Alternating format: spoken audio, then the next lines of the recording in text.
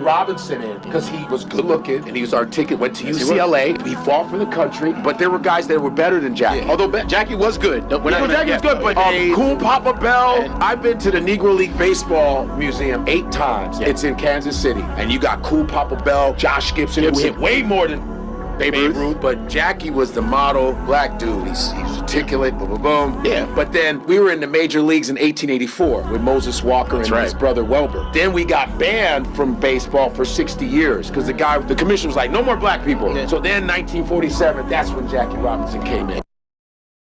I believe this NBA scam is a distraction away from a much bigger scam, but the government has to make you think they're really tackling when they're not doing nothing about it at all. Think about it. Child is a major issue in America. The government has done nothing about it. Kash Patel, FBI director, you mean to tell me you was able to uncover this NBA player coach scandal, but you didn't come across nothing showing you that the owners themselves, you didn't come across nothing showing you that the executives in the league, you didn't come across nothing showing you that the NBA, NFL been fixing games for years? You've had referees talk about how the NFL and NBA fix games in the interest of profit and victories and viewership. So you mean to tell me you found no wrongdoing from the team, no wrongdoing from the execs?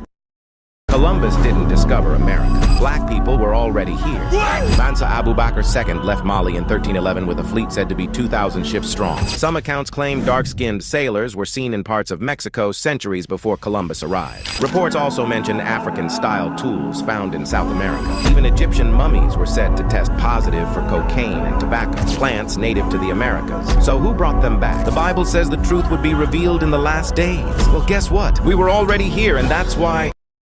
Why do some Native Americans look black? Why do some of them look just like us? Because history is more connected than we're told. Some native tribes, like the Yamasee and the Blackfoot, were described by early observers as having dark skin, braided hair, and features Europeans associated with Africa. Explorers even wrote about so-called black Indians with African traits. Over time, enslaved Africans escaped and found refuge among native tribes, especially in the southeast. They intermarried, formed alliances, and built families together. Today, historical records and genetic studies show real connections between African Americans and certain Native communities. So when someone asks why some Native Americans look black, the answer is layered in shared history, survival, and blended identity. Because Amazing Grace has become the anthem in black churches. It was written by a trader, and pillaged and plundered. And then when he got wealthy and filthy rich and left the business, he writes this poem about his redemption. This retires from his African peoples, and he writes a poem called Amazing Grace that we've now taken his filthy words and made it our spiritual anthem. That's the best we can do. Could you imagine it? Singing Hitler as their primary prayer anthem? Would you think they would dare recite a prayer that's written by anyone that ran any of those camps? But here we are making the anthems of somebody that ran a camp, because that's what a ship was, and we think it's something beautiful. Did you know that the folding chair was invented by another foundational Black American inventor? His name was Nathaniel Alexander. The presence of foundational Black American inventors is all around us. The movie Avatar stole everything from Africa. Pay attention. The Avatar franchise is 100% based off of South Sudanese people, taken from us. Tall, lanky, dark, ethereal, otherworldly. All of our style of clothing and drip down to the jewelry brought. Why does this matter in context to Avatar? Because it takes the cultural and underdog humanness of a place like South Sudan and attributes all that world building to Hollywood. How is it that Avatar is this big of a film, but not a lot of people know about South Sudan, which is where they got all the inspiration from? All the Avatar hairstyles, their facial scars, even down to the main villain having ash on her face. They even stole names, bruh. This character's name is Varong, and it's a very common name in South Sudan. So Avatar is actually the highest grossing film of all time. So while the Avatar franchise made over $6 billion globally, they was out there fighting a war with zero credit. This is insane, bruh. But this is not the first time Africa has been stolen from. The billion-dollar brand Louis Vuitton was stolen from West Africa. All the natural resources like diamond, gold, cotton, oil is still to this day Why are the noses always missing on black statues? Go to any museum and look closely. Egyptian statues, nose is gone. Kushite queens, nose is missing. But Greek and Roman copies, faces untouched, nose is fully intact. Coincidence? Not at all. The nose gives away race. A wider nose points to African identity, and that was something they couldn't leave standing. So what did they do? They chiseled it off. Then they shrugged and said, "We don't really know what these people look like." Yeah, right. They knew exactly what they looked like. They just didn't want you to know. And that's why Black History Month in the educational system is never before. It's always from the plantation to the present or the cotton field to the current.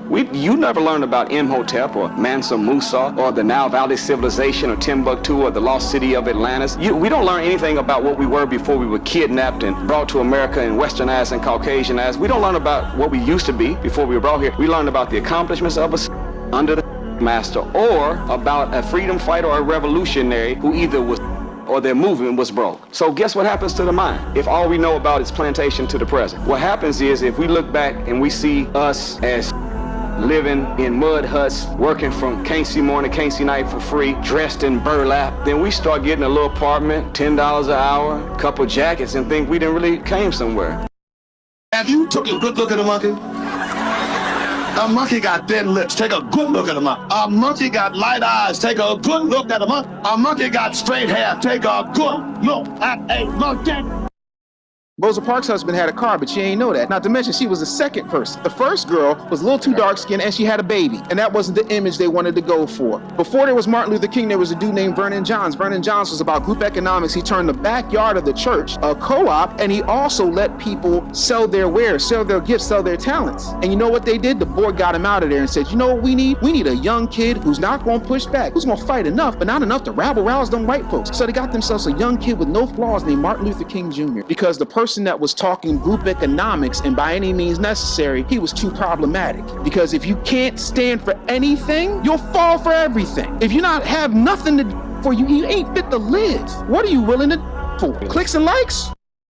Let's not talk about King Leopold. Oh, wait. You know King Leopold? No, I don't. Oh, my man. King Leopold? You don't know King? There's a book called Leopold's Ghost. Go ahead. Berlin Conference, 1885. Check that. Where all the colonial powers got together and decided to divide up Africa into 54 countries, right? Because before, Africa was the United States of Africa. It was just tribes all over the continent. There were no borders. So they decided to divide up Africa in pieces, and then all these colonial powers took ownership of those countries. There was not a single African country present at this Berlin Conference. And the reason why they did that is in order to render each one of those countries helpless, because they're now vulnerable and small, right? Because before you had these huge, gigantic tribes, millions and millions of people.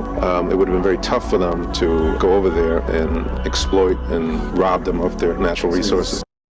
You're really then you should be a true to not use anything or be involved with anything that was invented or created by blacks. Do you want a list? The ironing board, the refrigerator, the baby carriage, the shoemaking machines, the traffic signal, the incandescent light bulb, the folding bed, the mailbox, air conditioning, elevator. Do you want me to go on? This is a nation that invented the light bulb, the telegraph, the television, the telephone, the computer chip, the smartphone, the GPS, the integrated circuit, and even the internet. Basically, we invented everything. We? Egyptians are not African. I'm sorry. Do you know where Egypt is? Yes, it's in North Africa. You just said that the Egyptians are not African. Okay. To be African means you come from the continent of Africa. Man originated from Africa, or do you say that's false science? I'm talking biology. I'm talking science in terms of where did man originate? Where scientists, white scientists. Egypt was an amazing civilization. It was not created by black Africans. Yes. Okay. So if man originated in Africa, which means that they were Africans, then all of a sudden when you talk about the amazing works of the Egyptians, they were people of color. I know that's a little rough for you to handle, but I know you want to hold on to that, somehow thinking whites built the pyramids. No, you didn't, because first of all, they were building things in Egypt while white Europeans were still in caves. That's a fact. Sure. Why is it that rich white people do not have to show off their wealth the way black people do. I'll tell you why. There's two reasons. Number one, non-Africans, white, brown, yellow, or red, they are preoccupied with the accumulation of power, not materialism. Black people are preoccupied with the accumulation of materialism. Number two, the Caucasian, the Asian, the Arab, they were never stripped of their self-respect. So they don't have a need. If he's worth $1 million, I may not see it. His identity never went through the historical assault that your identity went through. You are on a never-ending quest to prove that you are somebody. He don't have to do that. You want to know why? Him being white is enough to come into a room. The Audubon Ballroom, where Malcolm on the 21st of February 1965. Malcolm X was a black conservative who said in those 3 chapters that he voted in 1964 for Barry Goldwater. But why did Alex Haley take out those 3 chapters? Alex Haley did not want the American people, especially black folk, to know that Malcolm was a black conservative. You are talking about and I'm going to say this before we close out. The Audubon Ballroom, where Malcolm on the 21st of February 1965. The week before Malcolm's, that ballroom was bought by a security company out of London called SRCO. The same company that's another topic for another day. You are taught that the U.S. is number one. This is the lie that keeps things the way they are, maybe forever, is that you are taught that the U.S. is number one. We're number one because we deserve it. We're number one on merit, but we're also number one in everything. And so if anything is bad here, best believe it's worse somewhere else in the world because they're not even as good as us. So if you are hungry in America, imagine how hungry you'd be in Mexico. Imagine how hungry, and you could even point at other Western countries. It's like they would do, like I had teachers that would do this, where they'd be like, Australia nice and everything, but what do they build? What adventures do they have? Like, because it teaches you to have like being, I don't even know where you learn it, but like being the center of entertainment especially, and entertainment being such a strong conveyor of stories and stuff like that. It teaches you a sort of American excellence that probably even used to be earned, but then has slowly been slipping away over time. The myth of race has to be maintained at all costs in this country, because if white people have to give up the color of their skin as being something that makes them perfect, what do they have left? If we start teaching the truth about history, if we start teaching about Nile Valley contributions to civilization, it will totally change the way we conduct ourselves in the classroom. It will have to. Columbus didn't discover America. You can't discover a place where people are already living, but we celebrate that every October. It's a lie. We need to stop telling the myths and start telling the truth.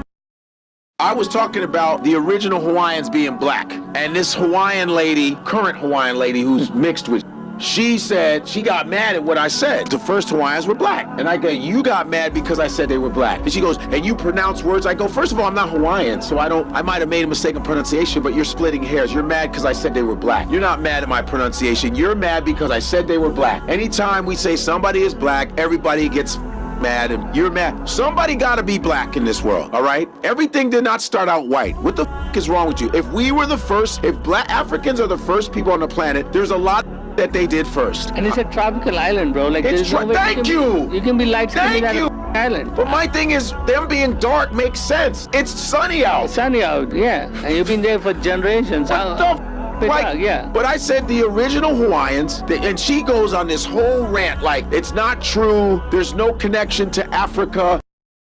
Did you see that video that came out 2 or 3 days ago, Art? Donald Trump was at a podium. He was at a podium with a bunch of Zionists. And the Zionists, I think he put his hand around President Trump and he said, he is the first president. And Donald Trump, I found it on the internet, Art. This is recent. This is only a day or two. He put his arm around Trump and he said, this is the first president. And Donald Trump's eyes got really wide because I don't think he expected that to be said about him. And you can see he did not want to agree with it, but he had no choice. And then right after the Zionists said, this is the first president, Donald Trump said, you're right, I am. When have you ever known anybody to bully Donald Trump into saying something he don't want to say, Art? When have you ever seen Donald Trump get bullied into saying something he didn't want to say? He did the other day. I'm telling you.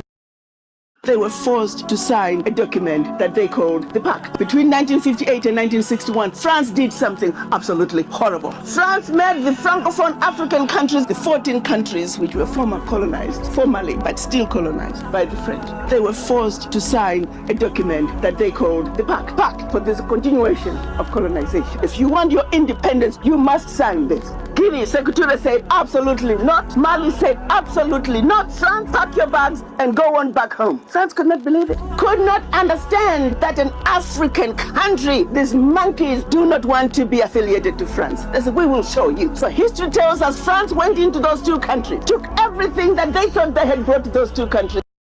Everybody around the world copies African Americans and then yet disrespects them. GPS is a black woman. Well, 3D imaging is a black woman. Laser eye surgery is a black woman. Escalators a black inventor. Elevators a black inventor. The roller coaster, the cell phone, our video games is Jerry Lawson. Mary Van Brighton in 1966, she invented the home security. You're talking about open heart surgery, Daniel Hale. Plasma, Charles Drew. We can keep going. Surgical equipment. Black people inventing, just constantly inventing, and they took everything and lied. And black people are still thriving. Black women have the highest degrees in America. These are the same women that were operated on with no anesthesia, but they're #1 in academics. Atrocities that African Americans have been through, I'm surprised we are this peaceful.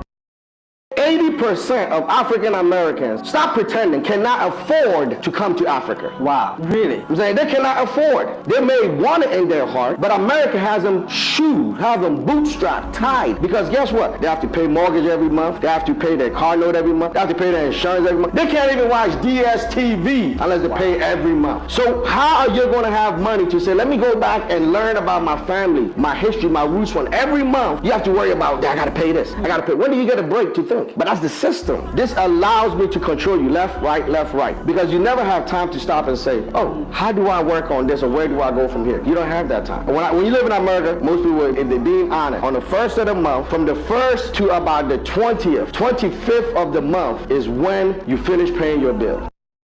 There's a difference between the words Shemite versus Semite. What's the difference? The difference is this. The term Shemite represents an Israelite of the original Hebrews who were black, or men and women of color. I'm not making this a black and white discussion today. Abraham, father, Hamitic, black. So in Latin, but also within the Hasidic Hebrew tongue. So when we say Hasidic Hebrew, there's over 300 dialects of Hebrew. Some people say, I speak Hebrew. What dialect? So in actuality, all 300 of these dialects within the Hebrew language are actually offsprings of its mother tongue, Aramaic, that Christ spoke. So that's another topic for another day. So every Hebrew is but not every is a Hebrew. And did you know that Elvis Presley and Pat Boone sold more of Tutti Frutti than I did? And I wrote it and sung it? Did that bother you? No, it didn't. It made me feel good. They opened a door that was locked and I couldn't get in. And I took the Beatles and Mick Jagger with me. Mick Jagger was living on a truck. I had Jimi Hendrix playing guitar for me. I had Billy Preston on the organ, James Brown, and Joe Tex was my vocalist. I had all of them. That's the reason I'm the king. All of them came from me. Poor little old bitty me, a little Jewish boy, black bottom from Georgia. Christopher Columbus did not discover America. How you can discover a place where the inhabitants are watching you arrive from the shore. There are actually many other mariners before Columbus that discovered America as well. Decades earlier, even eons earlier, many of these pre-Columbian explorers might have come from Africa. Out that Columbus himself was aware that African mariners had preceded him. In his diary of his second voyage, Columbus tells of how the natives of Hispaniola actually had given him gold-tipped metal spearheads that they said were brought by black-skinned people who had come in large boats from the south and southeast. Coincidence? I think not. No. The most egregious concept of, because Africans were familiar with, but when you have children, they will be in. No. They took it to a whole new level. Not only are you in, but when you have children, they will be in. And when they have children, they will be in. And you will be in your whole family for, about 250 years until it's illegal. How could an America who could morally, spiritually, and biblically justify the pillaging of another two people, natives already in America and Africans brought to America, and perhaps had God not sent us to America, America might have self-destructed by now. The most egregious concept of, because Africans were familiar with, but you were indentured, you were to work on a pyramid, but then you went home. That had never been created before. So the concept of, and the most egregious form of, is simple insanity. If the first first man were white, the yellow man couldn't even get here because two white people cannot produce anything other than what they are. Talk to me. I'm not teaching black supremacy. I'm just teaching actual facts. White people, listen to me good now. You can't produce us. It's a mathematical, genetic impossibility. So if you were the first, we couldn't have got here. So the black man has in himself the whole range of color because black is not a color. It is the essence from which all color comes. 1808 is when America outlawed the international trade. They did not outlaw, they just outlawed the importation of Africans. So from 1804 until 1865, how did they get more in America if you couldn't ship them in? They moved to a domestic trade, which means what? It means that they had to birth and create their own domestic system. And this is where you get the breeding farm, where they would get a dozen black women, one black man, and his job was to keep those black women impregnated constantly. They were called and he was called the, and unfortunately, we still refer to each other in those same pejorative terms. We call our women and we call the men or the N-word. We use the same terminology on each other that they used on us. In 1974, Nigeria was the third largest oil-producing nation in the world. Today, Nigeria does not own its own oil reserves, which is still the third largest in the world, but BP and Shell and Exxon owns all the rights of the oil in Nigeria. They take the oil out of it, and after that, they sell it back to the Nigerian government. Who did that? The IMF and the World Bank. These are the Kafirs we're dealing with. Second, making the dollar, whether it is the Australian dollar or the French dollar, or we call them dollars, but we know they call them different currencies, making the currency in the West prevalent as a source of value and eliminating the gold. Here's my question. Why is the bedroom the only place white folks are interested in showing their love for black people? If white people love us so much, why is the bedroom the only place we see true integration? Why we don't see it at the bank when we need a mortgage? Why we don't see it with the police when they pull us over? Why we don't see it with the judge in the courtroom? Why we don't see it with the way they treat our kids in the school? If white people are so in a rush to marry you, because all over TV, all you see is what? Mixed race couples, right? All the commercials, all the shows. If they love you this much, why don't you see it anywhere outside of the bedroom? Because it's scam. They brainwashing black kids into believing you can only be happy with a white person. You probably wonder, why do white people pay so much attention to black people if they don't like them? Black people have lost their identity, but our oppressors have not lost our identity. That's just why they chopped those noses off of the Pharaoh and the Sphinx in Egypt in the first place, is because without this nose, we can tell you this is whoever it is. But with that nose, it can only be. Why would somebody vandalize a whole face and only vandalize one part? Nobody wanted to knock an eye off or take an ear off, or no chins missing. No, just the nose. Because it's a brand. It's a brand.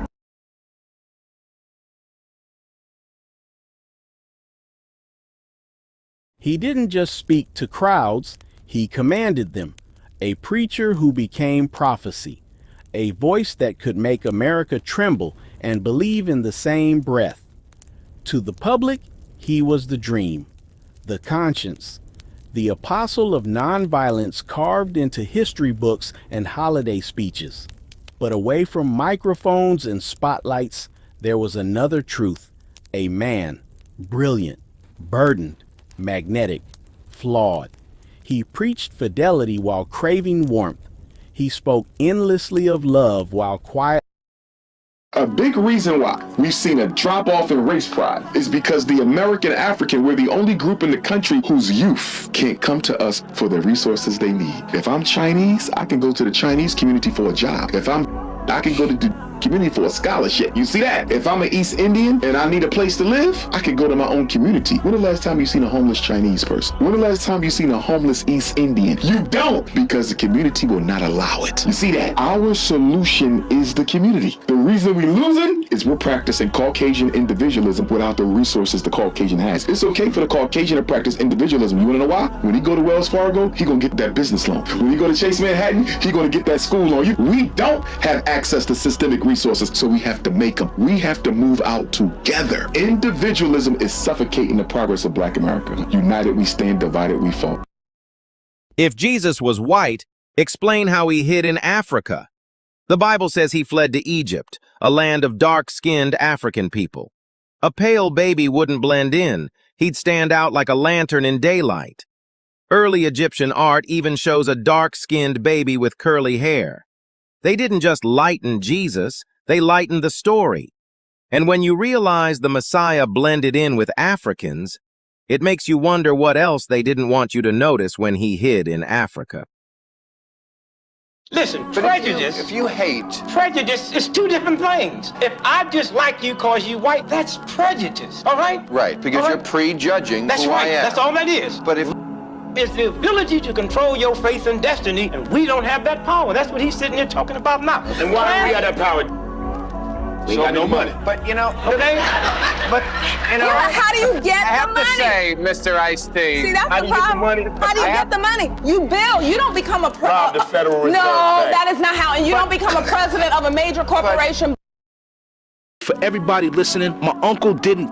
He was. I feel the same thing about Prince. We're losing a lot of stars because you have to remember, these are basically insurance policies. When whatever was owned by the company reverts back. We're not talking about $100,000. We're not talking about $1 million. And everybody in this room knows $1 million, I don't care if you're a normal person, ain't getting you. After taxes, you still got to live the same. You still got to stack your money. But with my uncle, we're talking about billions of dollars. Can you imagine if Prince, when he sold Little Red Corvette to Chevy?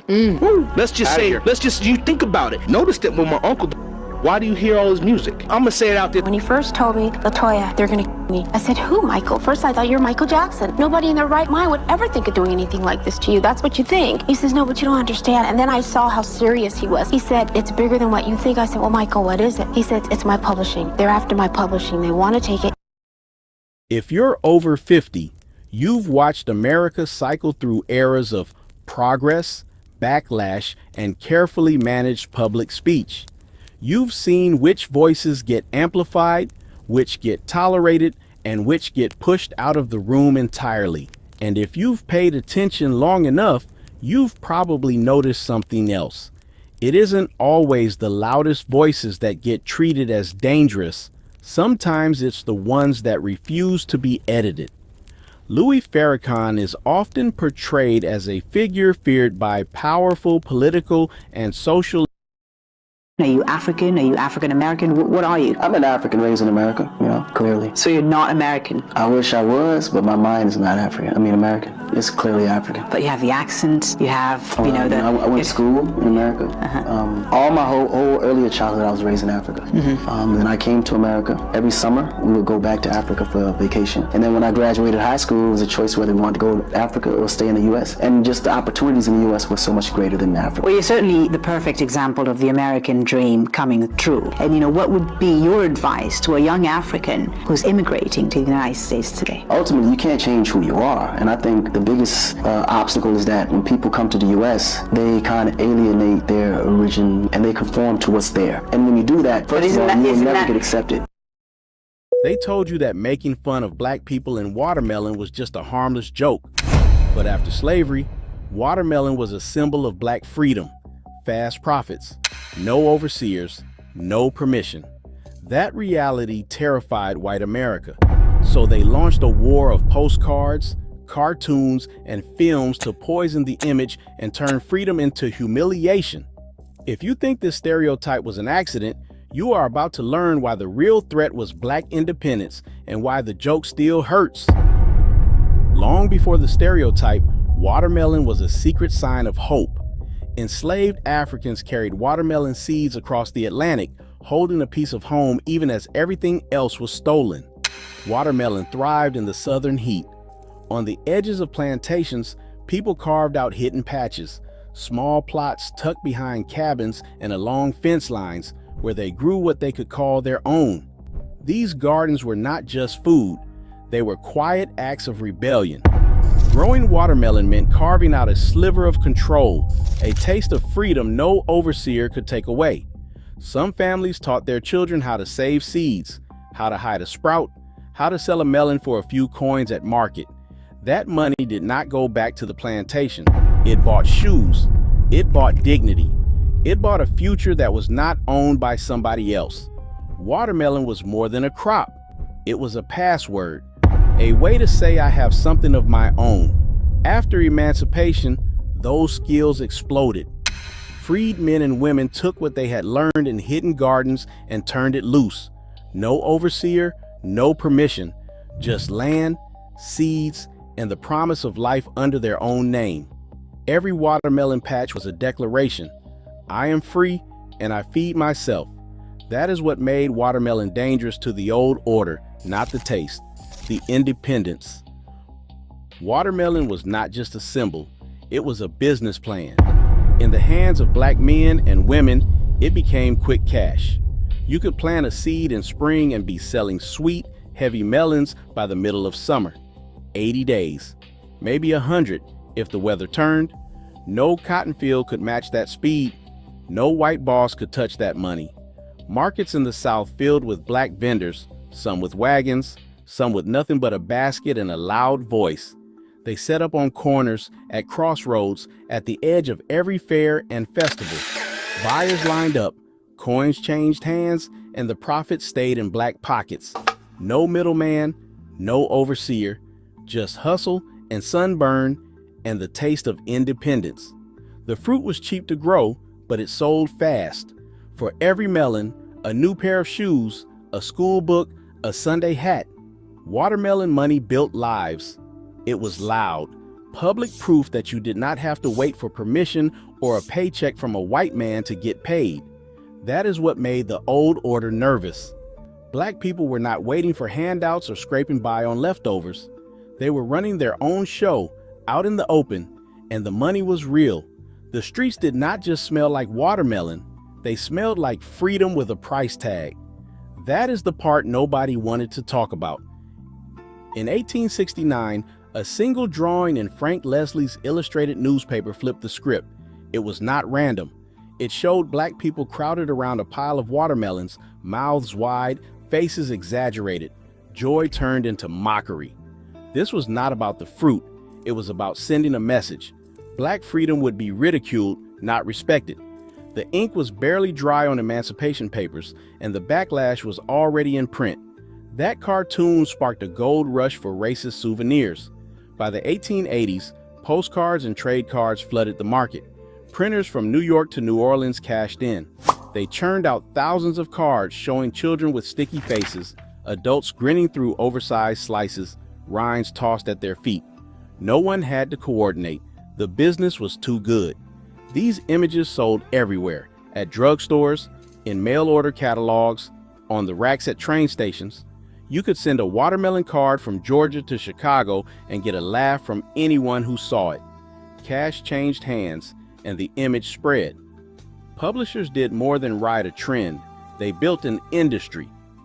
Postcard printers made sets, one card for every stereotype, a watermelon on nearly all of them. Artists copied each other, racing to add more mess, more greed, more cartoonish grins. These were not jokes.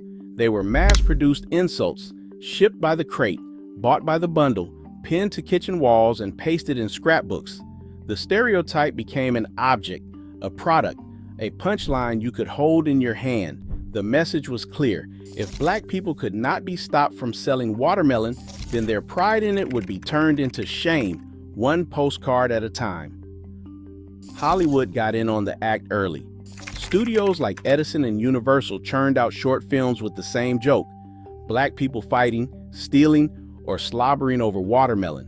In 1901, Edison's A Watermelon Feast showed black men brawling over a stolen melon, teeth and sticky hands. The audience howled. Studios knew exactly what they were selling. By 1915, D.W. Griffith dropped the hammer with The Birth of a Nation. In one scene, newly freed black legislators, played by white actors in blackface, abandoned their duties to devour watermelons, juice running down their chins. The message was plain as day: give black people power, and they will turn Congress into a picnic. That film played for millions. It fueled the Klan and rewrote history with a laugh track. Political cartoonists were not far behind. Newspapers printed images of black voters clutching watermelon, mouths wide, eyes wild, ballots forgotten. The joke was cruel and simple. If you wanted to make black freedom look ridiculous, you drew a watermelon. In election years, these cartoons spread like wildfire. The fruit was not just a punchline.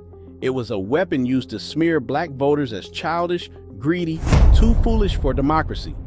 Every melon in print was a warning. This is what happens when you let them vote. Dr. Jovan McAllister says Southern whites, threatened by black people's newfound freedom, responded by making the fruit a symbol of uncleanliness, laziness, childishness. They could not stop black people from growing watermelon, so they tried to poison the meaning. That is psychological warfare, dressed up as a joke. Humiliation was the real weapon. They did not outlaw watermelon. They made it embarrassing. Every joke, every cartoon, every movie scene was designed to dig deep, to make black people second-guess a fruit that once meant freedom. Shame did what laws could not. People stopped buying watermelon in public. Kids were taught not to eat it at school. Families skipped it at picnics just to dodge the sting. The stereotype worked so well, most people forgot why it hurt. The trick was simple. Erase the real story, and what is left is the punchline. Black pride in watermelon was flipped into a warning: do not stand out, do not give them ammo. The damage did not stop at laughter. It stuck around, invisible, turning joy into hesitation. Psychological warfare, and it is still doing its job. Today, the fruit that was used to shame is being flipped right back. Black chefs, artists, and TikTok creators are slicing watermelon on camera with pride, turning the old joke into a badge of honor. Juneteenth cookouts have watermelon salads front and center. No apologies. Viral videos break down the real story: how watermelon came from Africa, how it fueled survival and built black wealth. Hashtag Reclaim the Melon racks up millions of views, and every post is a clap back at the stereotype. The message is clear. You cannot erase history by making it a punchline. The fruit that once meant "I don't need your permission" still means it. If they had to destroy watermelon just to keep black people in their place, what else did they try to take? This is not just history. This is a challenge. Even now, stereotypes built to shame black freedom still echo through jokes and pop culture. That is not accidental. It is engineered forgetting. If weaponizing watermelon worked so well, what other symbols of black power were flipped into punchlines? Name them. Call them out. Drop your thoughts below. Let's name what they tried to erase. Homelessness in America shouldn't be a thing, but if the city is bent on capitalism, then they need homeless people there as an example of what happened if you don't play the game. I'm born in '73. There wasn't a block I couldn't walk on as a kid that there wasn't some food on the block. Grapes, pears, apples, pomegranates, something. And that's all gone. I remember when I first got to college over by the Vine City Station, there used to be a pecan grove, and the homeless brothers would be down there when it was time, and they'd crack up the pecans, eat the pecans all day. But food was always prevalent, but we got to this capitalist piece where we want you to buy everything. And so the food forests that are coming up now, like the Browns Mill Food Forest in Atlanta, in Southeast, and just now planting stuff that people can just pick off of a tree or a vine is now coming prevalent. I knew something about the Statue of Liberty that no one else knew. It was commissioned in 1865, important, right? End of the Civil War. That's right.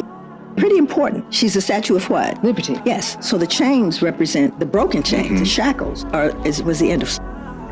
That's what the liberty we're talking about. So part of what I knew came from when I was in France and I saw the original drawing from the sculptor. And the original drawing showed she had broken chains in her left hand. She's no longer holding chains. Matter of fact, she's just holding a rectangular object with a Roman numeral on it because the United States insisted that those chains be removed. But the sculptor insisted too. He said, the chains must remain. And the United States said no. The chains are there. Are they there? Take me to it. Her feet, where it is impossible to see them under any circumstance. So this is truth hidden in plain sight.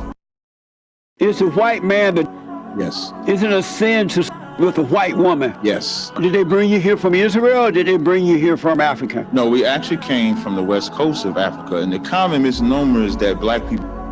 No, it's not. That's true. Well, no.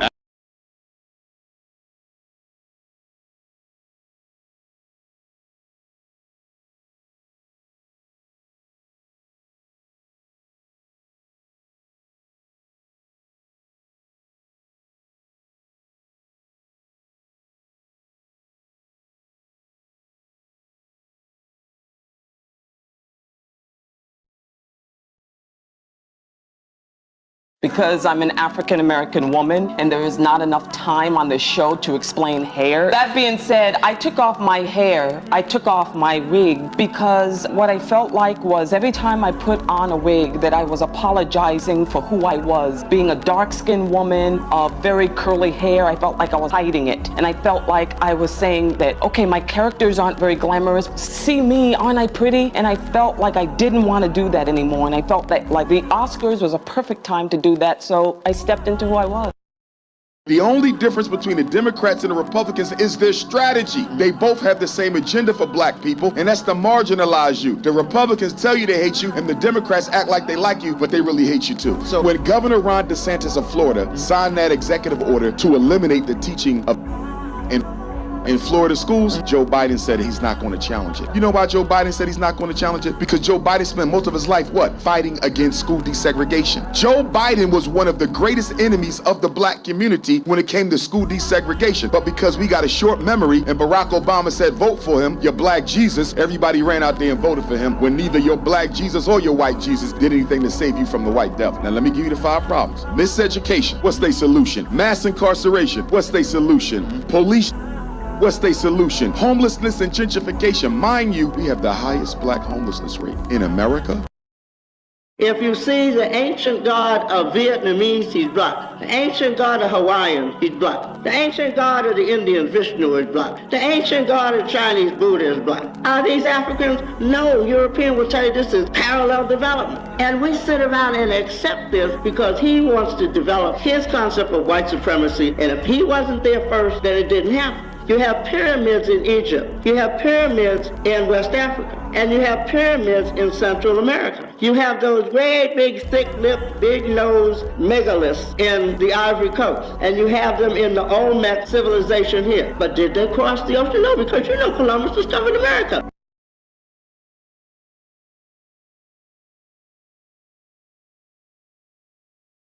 You see a glittering lake or a peaceful city park. Most folks never wonder what is buried underneath. But in America, progress often meant drowning entire black towns. Oscarville's churches and cemeteries still sit beneath the waves of Lake Lanier. Seneca Village was wiped off the map to make way for Central Park. This was not bad luck. This was by design. So what did it take for these places to vanish? And who decided that their land would be the price of public good? Who signed the papers? Who ordered the levees left alone? Who called it development? Let's unearth what survived the flood. Pay attention. This is a story you cannot unsee. Oscarville, Georgia, a place where black families. I don't care how big the enemy looks to you, but the enemy don't look like nothing to me. I don't care if the whole world repudiates me. My knees will never bend. You want to cut off my blessings, you have to climb up to heaven, and you ain't got a big enough ladder, baby. Someone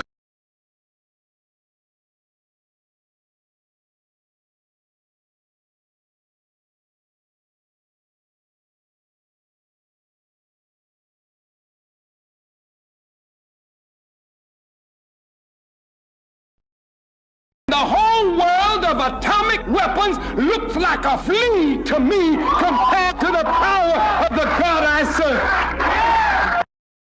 All them songs that sounded the same in the 50s, oh my darling, all them songs, all that rock and roll that was stolen from black people, there was no sampling laws back then when you were stealing rock and roll from Sister Rosetta Tharpe and Big Mama Thornton, when you were stealing from Chuck Berry. Where was the laws back then? Why don't you give them their publishing? Elvis didn't have to give nobody publishing or nobody a percentage of his record. He had to give nobody for Hound Dog. He got to sing Hound Dog and be bigger than the person who wrote it and sang it first. So, but all of a sudden, when hip-hop... Elvis ain't make up Hound Dog? No! Big Mama Thornton wrote Hound Dog. That's not even his song. No shade. Hey, no shade, but I'm saying the system, ain't that real funny that back in the day when black people were creating rock and roll, all of these artists got to steal the vibe and literally steal the song bar for bar, and the laws didn't come in. Everybody just let it happen. This country should be providing us with free health care. This country should be providing people with SNAP benefits on GP. We should be eating. Kids should have free food in their schools. Education should be free. And you let them privatize everything because you don't want black people to benefit from it. Because if black people benefit, then it diminishes the value that you have put in white supremacy. You don't seem so supreme anymore. And the reality is, you're not supreme. You just as in much need all these obstacles that you don't have to jump over. All these hurdles you don't have to overcome. You starting out on third base and black people are passing you by and sliding in the home safe. And the black people that can't make it to first base, you on third base pointing and laughing. And you ain't moved nowhere. Why was Dr. King? Dr. King was on April the 4th, 1968 at the Divine Lorraine Hotel in Memphis, Tennessee, because Dr. King's next movement was a movement for economic justice and the redistribution of wealth. Dr. King was about to lead a breadbasket campaign. He was going to take poor Americans of every race to the front of the White House lawn. They was going to erect a tent city throughout D.C. Nobody was leaving unless they left with a job and a home. It was revolution. He would have embarrassed the United States government. They couldn't allow it. That's why he was not for integration. He was for economic empowerment. Remember, there's only two black leaders you had who were more popular than the President of the United States, who was in office at the time they lived. Frederick Douglass, more popular than Lincoln, and Dr. King, more popular than JFK and Lyndon Baines Johnson. They had to because he was too globally violent. You're gonna call the people who actually do the work until the muscles came off the bones. This is like white people's specialty. It's like owning resources. They're like that the earth naturally produces. They're like, you know what? Let me own that it now. You gonna own some shit you didn't make. You know, and it's crazy because God has given us everything. Everything. We don't need any. We really don't need anything. A lot of this is like, yo, you crazy. Because anytime you hear somebody say something derogatory about you, and they don't really know you, it's usually projection, right? It's like they call African Americans lazy. It's like, really? You're gonna call the people who actually do the work until the muscles came off the bones. That's who you call them lazy. The labor that built this country. That built the whole country. Right. This is where people start calling me a black nationalist, but I don't be giving it because it's like, honestly, it's just economy. We have our own economy, and a big part of our economy is literally propping up. We love to scapegoat the single black mother. Everybody blames the single black mother for why they don't graduate. The single black mother, he don't go to school. Single black mother, he's in a gang. Single black mother, he's in jail. We never talk about what the black church don't do for black children. We never talk about what black politicians don't do for black children. We never talk about what black fraternities, sororities, and Masonic lodges don't do for black children. We don't talk about what black leaders don't do for black children. And we don't talk about what black business people don't do for black children. Communities are saved by communities, not single black mothers. Watch your four white fathers us for my four ancestors or the rest of these four ancestors in here. What do you think about blacks? There's nothing wrong with them, but you shouldn't race mix. But you wouldn't them. No. You just send them back to Africa. Yeah. That's where he came from. But you all brung us here. Brought paper that we gave you. White Christians had nothing to do with it. How this looks? Well, if your four white fathers thought we was some monkeys and some dogs and stuff, why don't your four white fathers us for my four ancestors or the rest of these four ancestors in here? Or why they beat us and stuff? Why they touch us? Because I heard nobody don't touch no monkey. You're gonna have to repeat that. I can't understand what you're saying. What? Go ahead. Why did you take it out on everyone? Everyone didn't do that to you. The Constitution of the United States and the Bill of Rights and all of this independence was for white men who had money. It's never been about everybody from day one. America does not care about your rights. America does not care about your freedom. America cares about money. The reason that the Civil Rights Act was passed was because of the Montgomery bus boycott that lasted 18 months and almost bankrupted the city of Montgomery. These white people did not all of a sudden want to give us rights. It was because the city almost went bankrupt. That's why. The day we start remembering that America cares about money first and foremost and not about your feelings or your freedom or your rights, things will actually get done. I do not understand how people who live there, who have lived here their entire lives, do not understand that America is about money. That is it. America was started as a business. Corporations started America. Colonization, all of the Western Hemisphere was about money. That's it. In the 1970s, they decided to make the black man economically irrelevant to the black woman. So in the 70s, that's when they went into the high schools of Cleveland, the high schools of Cincinnati, the high schools of Columbus, and they took out all the industrial building trades. That's why in black America today, there might only be 1 or 2 high schools where you can still learn how to be a plumber, a carpenter, a roofer, a welder, an electrician. 75 years ago, everybody graduated from high school with a skill. Our grandparents lived without a college degree better than we do now because they had the skills that can pay the bills. In order to bankrupt the Black Power movement, they removed the skills training out the high school. They also removed the industries, the factories out the black communities and turned them into prison. So the black man became economically irrelevant to the black woman. Then they infused the welfare programs in. The welfare programs was not to help black women and children. It was to help the black woman forget about the black man. One, Africa is the richest continent on earth by far. Hello? Yes. No continent comes even close. One, two, we are all African because life began in Africa. Life as we know it, I can tell you, my brother, right now, you do your DNA testing, I can tell you a good 50% of you is African. We are all African. And thirdly, I want everybody to know about the wonderful news coming out of Africa. Remember we were talking about the Berlin Conference, how we were designed to fail through these little countries we were divided up? Well, guess what? Game is over. April this year, we saw our leaders come together and signing the African Continental Free Trade Agreement. Yes. Yes, so we have 50 countries that have already signed, and we're going through the process of ratifications, which is what our Pan-African fathers wanted, to speak with one voice, one continent, one voice. Big Kobe, because Kobe Bryant was about to start his own sneaker company that was going to be owned by the players themselves. He was in that helicopter crash with his daughter, rest in peace to both of them, about 1 week before he was about to release the first Kobe 1 of his own sneaker brand. I saw a picture of them too. They was hot. Oh, they would have outsold Nike. They would have outsold Nike. So they had to kill Kobe before he released that sneaker. And Kobe Bryant was going to start his own professional basketball association headquartered where? China, America's arch nemesis. And Kobe Bryant was the Michael Jordan of China. Michael Jordan was not more popular than no athlete. Kobe Bryant was the most popular athlete in the world in China. He was Michael Jordan in China. They could not let Kobe start that league, Art. The Chinese economy is stronger than the American economy. If Kobe Bryant would have took a basketball lead to China, America would have been done. Kobe didn't realize it, Art, but he was interfering with America's geopolitical.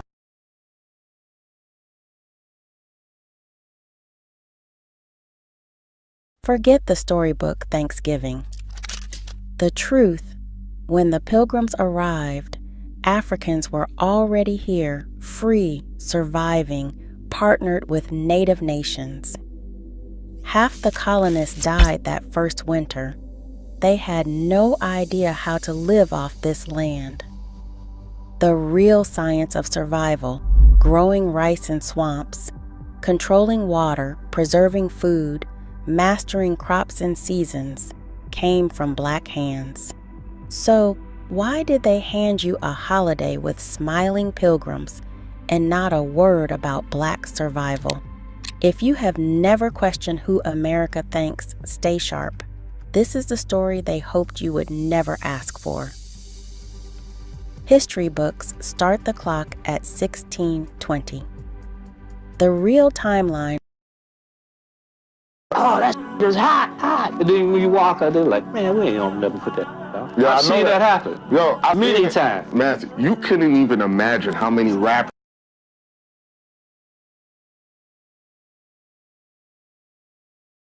In 1967, And every time we created something big, it was destroyed, burned down. Like where? Wilmington, North Carolina, Eatonville, Rosewood, Tulsa, Philadelphia, Chester, Pennsylvania, Wilmington, North Carolina, Oakland, South Carolina. In Jersey? Yeah, anytime we had any infrastructure, two things happened. You know what Central Park is, right? No, it's not. Central Park was actually a place called Seneca Village. It was when freed black people decided to converge in one area, and they decided to redistrict that area, even though they owned the land and the houses that they built free and clear, and they destroyed those people, displaced those people, and built a park around it. There's a place called Lake Lanier. It used to be a thriving black town. They decided to the black folks, get rid of the ones they couldn't, and then people right now are boating on it every weekend. That's what happened to us. That's what got destroyed. Because here's what's interesting about that area that we now like to call the reality is was created, and public housing in particular was created not for poor black people. It was created for poor white people. And in fact, for the first several years of public housing, people of color couldn't even get into public housing projects. They were essentially segregated by race. Only poor white folks could even live there. And then what happened is the government created some new programs under the FHA program, the VA loan program, later on the GI Bill program, which allowed those same white folks who had been poor and struggling to leave public housing and to leave urban areas and to hustle it out to the suburbs where only we could live, or to the smaller towns where only we were going to be welcome. So what's interesting is that the hood became the hood because only people of color now were allowed to live there. White folks were literally being subsidized by the government to move to the suburbs. The white middle class, and make note of this, was built by government. The hairstyle is not punk rock, it's not Mohegan Indians, because a lot of people relate it to the Mohegan Indians because that's all they know. There's a tribe in Africa that calls themselves the Mandinka warriors. They wear their hair in this fashion. They wear feathered earrings, they wear diamond and gold, they wear the finest there is, and I am proud to be a descendant of the people. And that's the reason why I wear this. And the changes in gold is symbolic of my struggle, because my ancestors, we was brought over here, we was shackled by our wrists and our necks and ankles. But now I turn those shackles into gold, and that offends people. People ask me and say, do that gold get heavy? Nobody asks my ancestors, did the old changes get heavy on their neck? But it bothers them because they know the gold is valuable. But that's the reason why I wear the gold. Mike was because when Michael Jackson purchased the Beatles catalog, that automatically made him 50% owner of Sony Records. Sony Records never forgave Michael Jackson for buying the Beatles catalog. They wanted the Beatles catalog back. So what did they do? They sabotaged Michael Jackson's last album, Invincible, which automatically put Michael Jackson into debt. They wanted Michael Jackson to satisfy his debt by giving up the Beatles catalog. And Michael said, no, I'm gonna go on tour. Everybody wants to see me again. I'm gonna go on tour, make this money, pay all off. And Michael Jackson made a mistake. He came back to LA to practice at the Staples Center, where another black celebrity, Kobe Bryant, used to play, and they Michael Jackson. And that black doctor was made the fall guy. He only went to jail for a couple years. He's out now, I believe, and he's going to live happily ever after for keeping his mouth shut about how the music industry Michael Jackson. And I grew up in a world where overt expressions of that were not acceptable. You weren't allowed to generalize on the basis of race because the assumption was each person is an individual. I don't understand when it became okay to generalize about groups. I think while some people have the luxury to be raised only being told to look at individual people, it should be no surprise to you that black people, in particular black men, have been taught forever that they have to be careful how they behave around white people, that the way they behave will be interpreted differently, that when they misbehave, it'll be punished differently, that if they laugh too loud, if they walk into a nice store. So with all due respect, Tucker, what was true for you has never been true for lots of people. I mean, there are a lot of ways to respond to that. One, on a factual basis. In truth, in a lot of places in this country, the main threat that African Americans face is not from white people, as you perfectly well know. No, I think civil rights are for blacks. See, this is essentially the problem, and the Republicans What have we done to the immigrants? We owe black people something. We have a legacy of immigrants haven't even been in this country. Because the reason people are concerned about the words they use, the reason Americans care about civil rights, the reason we are sensitive for one issue and one issue only, and that is how black Americans were treated in this country. It is because of the legacy of and Jim Crow. Those do not compare. Irish, the new groups, they always get a little bad treatment. Do not compare that to how blacks are treated in this country. You don't get to on the black experience in America. You do not get to do that just because you are a woman, an immigrant. No, the rest of you can go. I gotta say to white America, bravo. You guys have pulled off the world's greatest Jedi mind trick on society. Yeah. Because this notion that black men are to be feared and black men and black people are scary is hilarious to me. Because historically speaking, white people, you guys have been the most dangerous on the planet. You wiped out the Indians, you kidnapped, you oppressed us for 400 years. We get beat by the judicial system, we get beaten by the cops. Cam Newton is a thug, but yet you've seen videos of him giving shoes and things away to people in wheelchairs. And he's got a great smile, the most least non-threatening dude ever. When it comes to that stigma, that black people are to be feared, that is the biggest hypocrisy on the planet. Historically, y'all have been the most dangerous on the planet. She was like, oh, because you're too pretty to be African. I'm a model, right? So I was working in a shoot and there was a lot of foreigners, white color. Okay, I forgot the Caucasian color models, and I was the only black color. And there was a lot of artists, the brand manager, photograph, everyone was Korean. So the makeup artist, she was also Korean. She was doing, where you from? She was asking me in English. And I was like, it was fluent English. She was not even, she was really young. And then she was doing my makeup. Where you from? And then I was like, can you guess? And she was like, French? America? And she was like, no, Africa. And I was like, which country from Africa do you think I'm from? And she was like, really? You're from Africa? And I was like, she was shocked. She was like, her face was like traumatized look. And I was like, why? Why do you think I'm not from Africa? And she was like, oh, because you're too pretty to be African. because in 1884-85, Europeans sat at a table in Berlin, Germany, not a single African there, and carved up Africa into the territories that we now sometimes call countries and illogically refer to as nations. Africans didn't do that. It was Europe that did that. It was Europe and imperialism that required Africa to be so that the resources of Africa, both human and material, could come and pave the streets in London and grow the buildings in Amsterdam and bring clean water to New York, while the streets in Sierra Leone are not paved. And the people in Sierra Leone do not have clean water. There's no national electric grid there. It is necessary to keep Africa divided by European imperialism. Hands down, the black woman is the most beautiful species on the face of the planet Earth. There ain't nothing on earth better than a black woman. And you should take pride in being the queen of the planet Earth. You should take pride in being the mother of civilization. You should love yourself so much once you learn that the mother is the first nurse, the mother is the first teacher, the mother is the first doctor. Once you learn, black woman, that you are the queen of the planet Earth, that you are the second self, not of man, but the second self of God, that you are the womb of man, that's why we call you woman. Once you learn that about yourself, your value should be so high, sisters, that you stop giving people discounts. See, if you really knew who you were, black woman, you come on off that clearance rack and get back behind the glass where all the real valuable stuff is at. If you really knew your value, then you wouldn't have to show your behind. You would have your mind on display. Let me say this, man, because I was just thinking about this. It's crazy how most of us black people, we work these jobs. And everybody got at least 20 family members that could come together and create something. Everybody got at least 10 family members that could come together, start an LLC and build something, a restaurant, a cleaning service, anything. It's like we can't get along. It's like we can't come together and say, let's build something. Because most people don't trust other people. And we got wicked family members that don't even want to move up in life. They would rather just poke a hole in your boat and build their own boat instead of just building on the boat that we building together.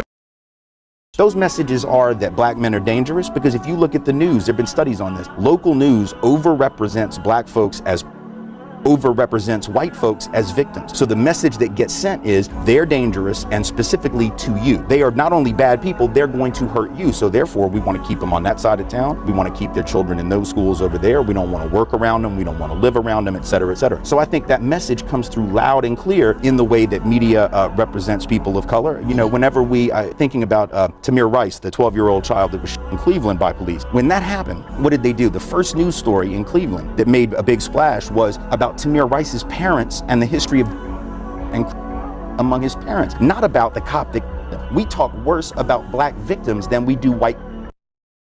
But what Trump is doing is nothing new. Woodrow Wilson, when he became president, fired all black men who may have had a position that would have required them to have a white secretary, or they would have had a white secretary. This is nothing new. That one of the things I don't think people were prepared for is that whenever you see black advancement, there comes extreme retrenchment. So the civil rights movement ends, who gets elected? Ronald Reagan, who kicks off his campaign. Now he's the governor of California. He kicks off his campaign in Philadelphia, Mississippi, talking about states' rights. That wasn't a dog whistle. That was a foghorn. Okay. You knew exactly where he stood.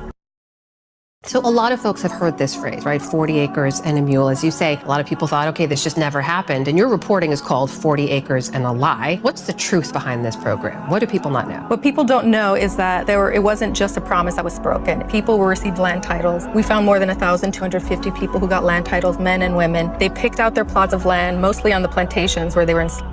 Actually, not everyone got 40 acres, which is another misconception. It was up to 40 acres. And then people were living there, they were planting their crops, they were selling them in Savannah. Some of them formed governments, elected a sheriff. They were living their lives and they lived there for like up to a year and a half before they were kicked off. How did they get kicked off the land that the government gave them? Basically, because Lincoln was assassinated. I mean, they had promised this land, they gave land titles, the government said, this is yours, you deserve it, you're gonna keep it, but Congress needed to make those titles permanent. They had a majority in Congress who were willing to do it, but Andrew Johnson, he was the vice president, he was a white supremacist.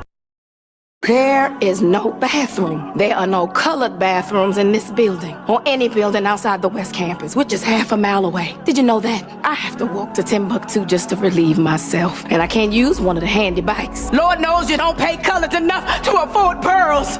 And I work like a dog day and night, living off of coffee from a pot none of you want to touch. So Excuse me if I have to go to the restroom a few times a day.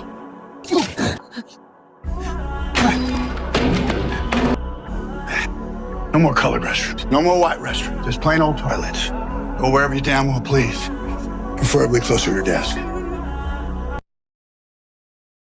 Everybody around the world copies African Americans and then yet disrespects them. GPS is a black woman. Well, 3D imaging is a black woman. Laser eye surgery is a black woman. Escalators a black inventor. Elevators a black inventor. The roller coaster, the cell phone, our video games is Jerry Lawson. Mary Van Brighton in 1966, she invented the home security. You're talking about open heart surgery, Daniel Hale, plasma, Charles Drew. We can keep going. Surgical equipment, black people inventing, just constantly inventing, and they took everything and lied. And black people are still thriving. Black women have the highest degrees in America. These are the same women that were operated on with no anesthesia, but they're #1 in academics. Atrocities that African Americans have been through, I'm surprised we are this peaceful. Magneto is Malcolm X, and Martin Luther King is Xavier. The X-Men is about Martin Luther King and Malcolm X.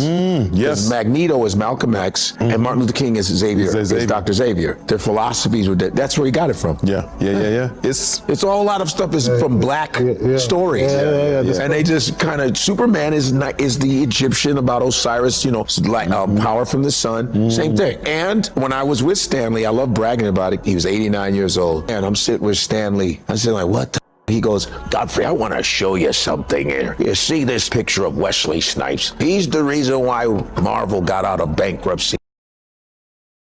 He said a big reason why black people do not get mortgages from white banks is y'all bought the car first. When you come to me asking for a mortgage for a $250,000 house and you driving a $120,000 Benz, I'm denying you. Not because you can't afford it, but you just show me where your priorities lie. In other words, if you are going through a hard time, because you bought the car first, I know you're going to pay your car note first before you pay your mortgage. And that's why you didn't get the loan. As long as black people care more about how we look than how our people live, we cannot win. Now let's go to the celebrities real quick. A big problem I got with black celebrities, especially the billionaire class, right? And guess who said this? Do you remember the coach of the owners of the LA Clippers? What was his name? Donald Sterling? Donald Sterling. He was forced to sell his team because they caught him with the remark. Look up how old African people are, and then look up how old Europeans are. Let's do that. This is Google. Google wasn't made by a black person, so no one can say shit to us. So, Africans are around 7 million years old. We're 7 million years old, all right? Happy birthday, African. How old are Europeans? The genetic lineage of Europe mysteriously transformed about 4,500 years ago. Are you kidding me? Okay, hold on. You're 4,500 years old. Wait, how old? And we 7 million. Well, African civilization was 3150 BC. I think this is a more complicated question. So the oldest civilization is from Southern Africa, the San people from Southern Africa. The San people that look Asian, yes. The San people, that's where everybody's traits from. Eventually, maybe you'll actually say when the teacher says Christopher Columbus discovered America and he met those Indians here. There were no Indians here when Christopher Columbus got here. There were people from Africa who had been here for over 10,000 years before Christopher Columbus was born. It's time for us to teach our children the truth. Our destiny is tied up in the destiny of America. Before the Pilgrim Fathers landed at Plymouth, we were here. Before Jefferson etched across the pages of history the majestic words of the Declaration of Independence, we were here. For the beautiful words of the Star-Spangled Banner were written, we were here. For more than 2 centuries, our forebears labored here without wages. They made cotton king. The earliest Christians painted Mary and Jesus black. In Roman catacombs, medieval shrines, and ancient icons, Mary and the baby Jesus appear with dark skin and woolly hair, images openly displayed and worshipped for centuries. Even today, Europe guards its black Madonnas in cathedrals while pretending their color is just coincidence. But when power shifted, artists began repainting them pale. And if they were never black, why was there such effort to whitewash them? They couldn't remove the shrines, so they changed the faces, lightened the skin, and rewrote the story. Because the Arabs didn't come to Egypt until 640. The first non-African people came to Egypt, otherwise called the Hyksos, in 1675 BC. The Africans there were already in the 13th dynasty period. They had built every pyramid you saw there before. They had done the S-turn in the Nile. They built every one of the major temples that had already been built, including the Grand Lodge of Luxor. The first European to come there did not arrive until the Greeks arrived with Alexander II, the son of Philip of Macedonia. Look, I'm a college graduate. I never heard heard all this stuff. Because they didn't intend to teach you that. They can't tell you that you're inferior and teach you that you taught Europe. The first Europeans to be civilized by the Africans were the Greeks. When you heard of Homer, the first European to have written anything, you couldn't miss that. They said that Homer wrote the Iliad and the Odyssey, and that was not until 833 BC. The Africans had already in 255,000 at the Tassili Mountain. America cannot tell the truth about herself. If the history of this country were written, you would have to say that this country is a nation of thieves. It began by stealing this country from the red man. If I said to you that Christopher Columbus discovered America in 1492, you would say that's correct. But now here come this honky from Spain. There are already non-white people here, and they're not existing until he comes and discovers them. Ain't that something? All their heroes have been white. They make you bow down to George Washington as your hero. Did they ever tell you that that honky owns? Did he ever tell you that? Not only did he own, he sold a black woman for a barrel of this, and he's supposed to be our hero. Our hero. Yeah. And you're all arguing and fighting with each other over a term that does not apply to you. Christopher Columbus is not our origin, so he can't call me a West Indian. Neither is Africanus our origin. So you call yourself an African. You are not an African. You were before there was an Africa. I'm an African American. Stop it! They named this country after Amerigo Vespucci, one of the grafted members of a grafted people that are Johnny-come-latelys on our earth. Now you're gonna call yourself an American and an African, both of them named by Caucasian people. What was the original name of that continent? Black man invented the stoplight. White man invented a ticket. Keep going. The black man invented the light bulb. White man invented electric bill. Black man needs a telephone. The white man needs a telephone bill.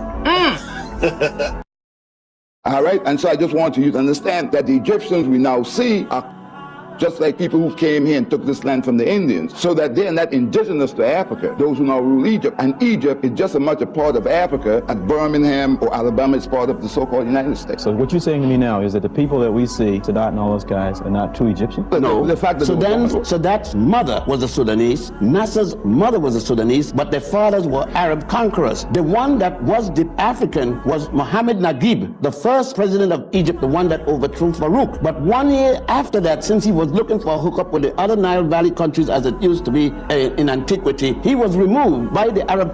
The Arabs didn't come to Egypt until 640. The first non-African people came to Egypt in 1675 BC.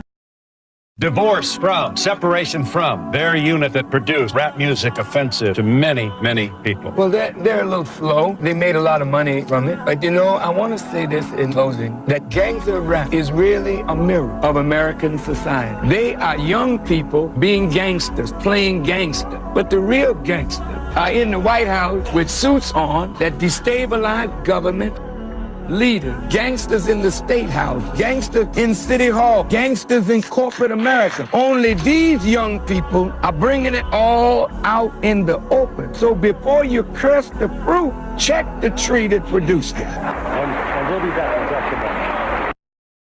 Everybody's worried about DEI, but here's the bigger picture. When Kimberly Crenshaw says infrastructure, she means every gain made under Reconstruction and the Civil Rights Movement. From the 14th Amendment, birthright citizenship is how formerly enslaved people became citizens, to executive orders that ban discrimination in federal contracts. They rolled that back. So what 60% of federal contracts already went to white-owned businesses? So what 95% of those contracts went to men? The entire infrastructure we built is under threat. They don't want to just ban Black history. Nah, I want to take you through it. Buckle up. It's getting real Jim Crow out here.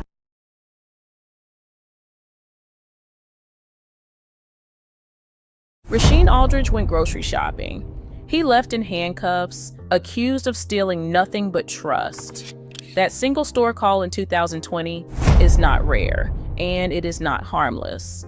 It is the first link in a chain where neutral forms, family maps, and colorblind laws quietly lock millions out of American life. These are the 7 levels that make racism a system with outcomes you can predict. The real question, how deep does it go? November 2020, St. Louis. Rasheed Aldridge stands in the checkout line at Schnucks, groceries in hand.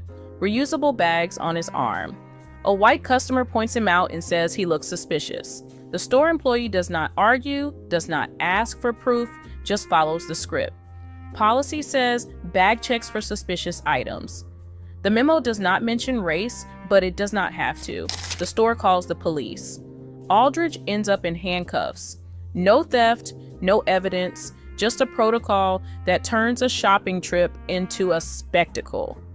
The store later apologizes, but the damage is already done. Class action lawsuit, diversity training, a press release. Behind closed doors, leaked employee threads show confusion. Nobody wants to be the bad guy, but nobody wants to lose their job either. The routine suspicion, the quiet humiliation, all stamped as loss prevention. This is how hierarchy gets enforced, not by hate, but by paperwork and policy, one ordinary shift at a time. Atlanta, 1937. A banker sits behind a desk, flipping through loan paperwork stamped with a bright red D4. That label, marked hazardous, locks out the entire Sweet Auburn neighborhood from home loans, not by accident, but by design. The Homeowners Loan Corporation drew these maps, grading black neighborhoods like Sweet Auburn in red ink. On paper, it is just a grade.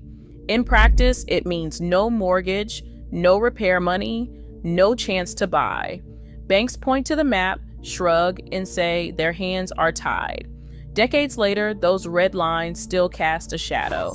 In 2023, mortgage denial rates in these same tracts run 2.5 times higher than in the green zones. School funding follows property values, so the money skips over Sweet Auburn and lands in whiter, wealthier districts. The bank officer is not a villain. He is just following the chart. But the chart decides who gets to build wealth and who gets left behind. The GI Bill was signed in 1944, and the language never mentioned race. On paper, every veteran was eligible for low-interest home loans and college tuition. But the rules handed power to local administrators, the folks at the VA office, the loan officer at the neighborhood bank. In the South, those desks became gates. A black veteran could walk in with his discharge papers and walk out with nothing. Between 1944 and 1950, up to 95% of black veterans in Mississippi and Alabama were denied home loans. White veterans sailed through, buying houses in new suburbs, building family wealth. The forms just said character references or local standards. No slurs, no explicit bans, just a signature and a stamp. The federal government wrote the check, and the local office decided who cashed it. By 1950, black families had gained less than 2% of the GI Bill's wealth. The policy was colorblind. The outcome was not. In 1968, a government analyst sits in a windowless office drafting a memo that will never see the light of day, at least not for another 40 years. The memo outlines new orders: infiltrate black nationalist hate groups, track their meetings, disrupt their alliances. This is not some rogue operation. It is COINTELPRO, straight from the FBI playbook. Agents get their assignments in black and white, send anonymous letters to stir up suspicion, plant informants to whisper doubts, forge notes that pit leaders against each other. In Chicago, William O'Neill is paid to watch Fred Hampton, then to help set up the raid that ends Hampton's life. Across the country, activists open their mail to find threats, their phones tapped, their movements shadowed by unmarked cars. The goal is not just to watch, the goal is to fracture, to break trust before any protest can even reach the street. The analyst files the memo away, one more piece of paperwork in a growing stack. Surveillance is not a glitch in the system. Here, it is the system's own handwriting. Eric Garner stands on a Staten Island sidewalk selling loose cigarettes. Officer Daniel Pantaleo, with 7 prior complaints for force and unlawful stops, moves in. The chokehold comes quick, a banned tactic, but not a rare one. Garner says, "I can't breathe," 11 times. The patrol sergeant stands a few feet away, watching. NYPD policy says document everything: suspicion, resistance, and use of force. The body camera is rolling, but the paperwork will say, protocol followed. In New York, stop and frisk had already racked up 5 million stops in a decade, 85% Black or Latino. The union files a grievance before the medical examiner rules it a homicide. Pantaleo keeps his badge for 5 more years, shielded by qualified immunity and a contract that treats complaints like paperwork errors. Bureau of Justice data shows Black Americans are arrested at 3 times the rate of whites. Not because of one bad cop, but because every incentive points to more stops, more arrests, more records. The violence is predictable. It is built in. A transportation planner stands in a crowded city meeting, pointer in hand, tracing the proposed route of Interstate 94. The line cuts clean through St. Paul's Rondo neighborhood, a thriving Black community of churches, shops, and homes. Planners call it progress. The minutes show efficiency, not erasure. In the decade that follows, bulldozers flatten block after block, pushing out more than 10,000 residents. The promise is faster commutes, but for Rondo, it is permanent loss. The street grid is gone. Families scatter. The city map gets redrawn, and Rondo becomes a memory, paved over by federal dollars and state signatures. Decades later, the same logic moves from concrete to the ballot box. In 2013, the Supreme Court's Shelby County decision guts the Voting Rights Act, erasing federal oversight from states with a long record of suppression. Within months, lawmakers introduced over 1,700 new voting restrictions, polling place closures, ID laws, purges. Florida's Amendment 4 restores voting rights to 1.4 million people, but state legislators slip in a new rule: unpaid fines mean you still can't vote. The law does not mention race. The impact does not need to. When lawmakers design the blueprint, inequality becomes part of the infrastructure, built to last, hard to uproot. Even the most ordinary day in Charleston can turn into a headline. June 17, 2015, a Bible study at Mother Emanuel AME Church. 9 Black parishioners gather for prayer and fellowship. A young white man named Dylan Roof joins them. He sits quietly for almost an hour, listens, then pulls out a .45 caliber Glock and opens fire. No warning, no argument, just execution. Roof leaves behind a manifesto, declaring his goal was to start a race war. The city's response is swift. Within hours, his face is everywhere. He is arrested the next morning, 245 miles away, and brought back in a bulletproof vest. The families of the victims stand in court. Some offer forgiveness, others demand justice. National leaders call it a tragedy, but the church's history runs deeper. It was founded in resistance to white supremacy. It was burned to the ground in 1822, rebuilt, faced bomb threats, and held funerals. Each time the community stitches itself back together. This violence is not random. It is the last stop on a road paved by policy, suspicion, and silence. The Herndon family's story reads like a ledger of American policy. In 1927, Alonzo Herndon died, leaving behind a $1 million empire of insurance, real estate, and Black-owned banks. But the ink on his will had barely dried when Atlanta's redlining maps went up.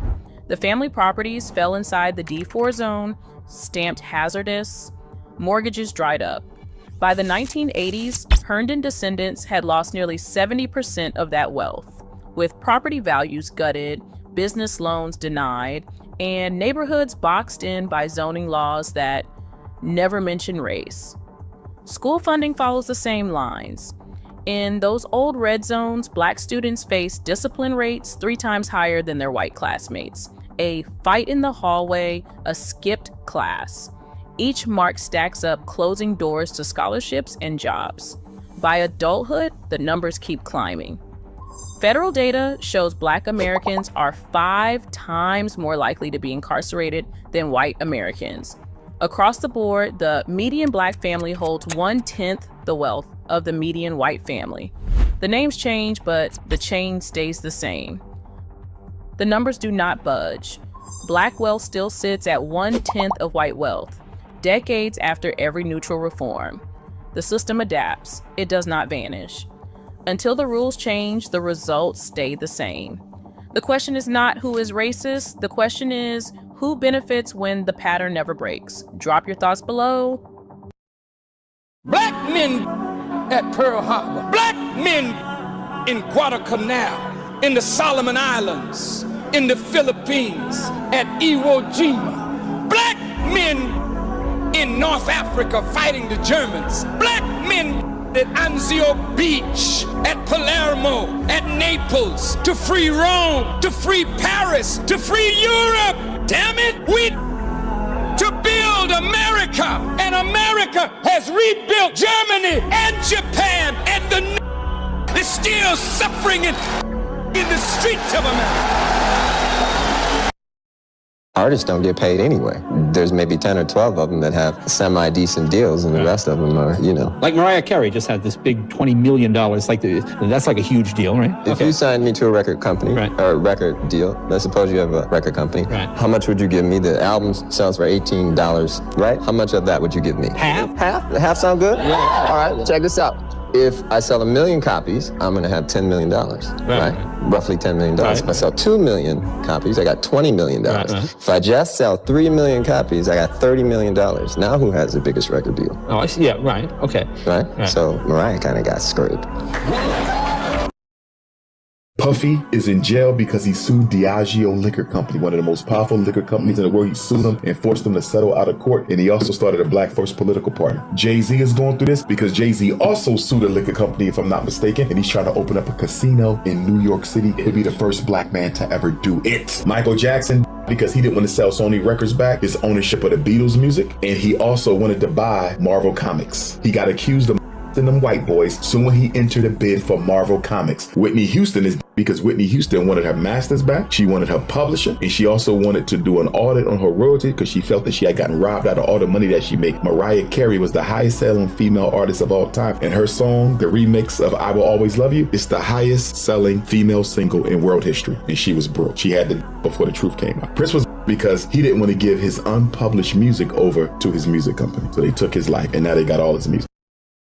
We the reason America, not just with the Civil War, brother. Let's go before the Civil War. Let's go to the Louisiana Purchase. Do you know that this country is 3 times the size it was? Because the Haitian Revolution with the Saint-Louis Overture and Jean-Jacques Dessalines and Christophe and Pétion and Cecil Fatiman and Boukman and Macandal, when they destroyed Napoleon's army, army defeated the greatest general the white man ever had. Right, Our army of defeated the greatest general the white man ever had. And because the Haitian Revolution bankrupted Napoleon, he sold his American territories to America for pennies on the dollar. I remember that. The Louisiana Purchase loan quadrupled the size of the United States of America. So when I tell you America wouldn't be America without black people, America wouldn't be America without black. That's a fact.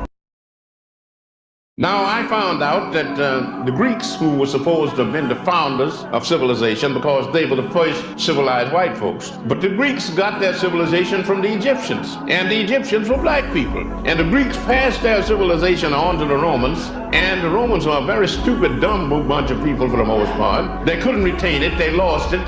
They had a dark age in Europe for 500 years. And then another bunch of Africans, the Moors, from North Africa, went to Spain and started civilization all over again. So instead of Europe civilizing Africa, Africa has civilized Europe 2 times. That's what you have to keep in mind. If Mr. Black and Mr. White live next door to each other, they have the same job, the same income, the same car, the same furniture. Yeah. They both walk out of the house in the morning. In reality, white skin is a genetic recessive status, not as said by Francis Welsing. Even though the white population says that people of color are minorities, you're genetically inferior because you are non-white. That it is the white population that is the minority. The minority on the planet. That's the reality you're saying. That's the reality. Yeah. That in spite of the fact that black people, non-white people have heard over and over again Meaning that if you and I were to have a baby, the baby would have color, and you make the contribution, and I don't. That's that white plus color. I was to be equal to anyone. Listening to you, you are so prejudiced. I just can't believe it. I am shocked. You're scaring me. White people fearing, what will the black folks do and stuff? We should be running down the street screaming, ramping, and raving, because when you look at the statistics, who is the one from the policemen, from the KKK, from the skinheads? What is he saying that you have a problem with? Well, why is it when a black man stands up to speak for his people, you feel so threatened, everybody's paranoid? And you talk about it's not segregation. We live in Harlem, we live in Watts, we live in Bedford-Stuyvesant. That's a form of segregation. We walk through Bensonhurst, we get... So what are you talking about? The young lady said she's afraid of violence. Now, whites fear violence from us. We do not have a history of white people. White people have a history of us. And I think you are judging us by the state of your own mind. There was a black man that was considered the African multi-genius by the name of Imhotep. Lived 2,000 years before Hippocrates put down his hypocrisy and claimed that he fathered medicine and philosophy. Imhotep was the original doctor. Imhotep was the original architect. He designed the first step pyramid of Saqqara out of his own mind. Imhotep was a master builder. Imhotep was a scholar. He was a scientist. Imhotep was the father of philosophy. So not only did he know how to build outside, but he knew how to build people from the inside. Whenever the white man came with the study of the molecular composition and the atomic origin of all matter and energy, he called it chemistry.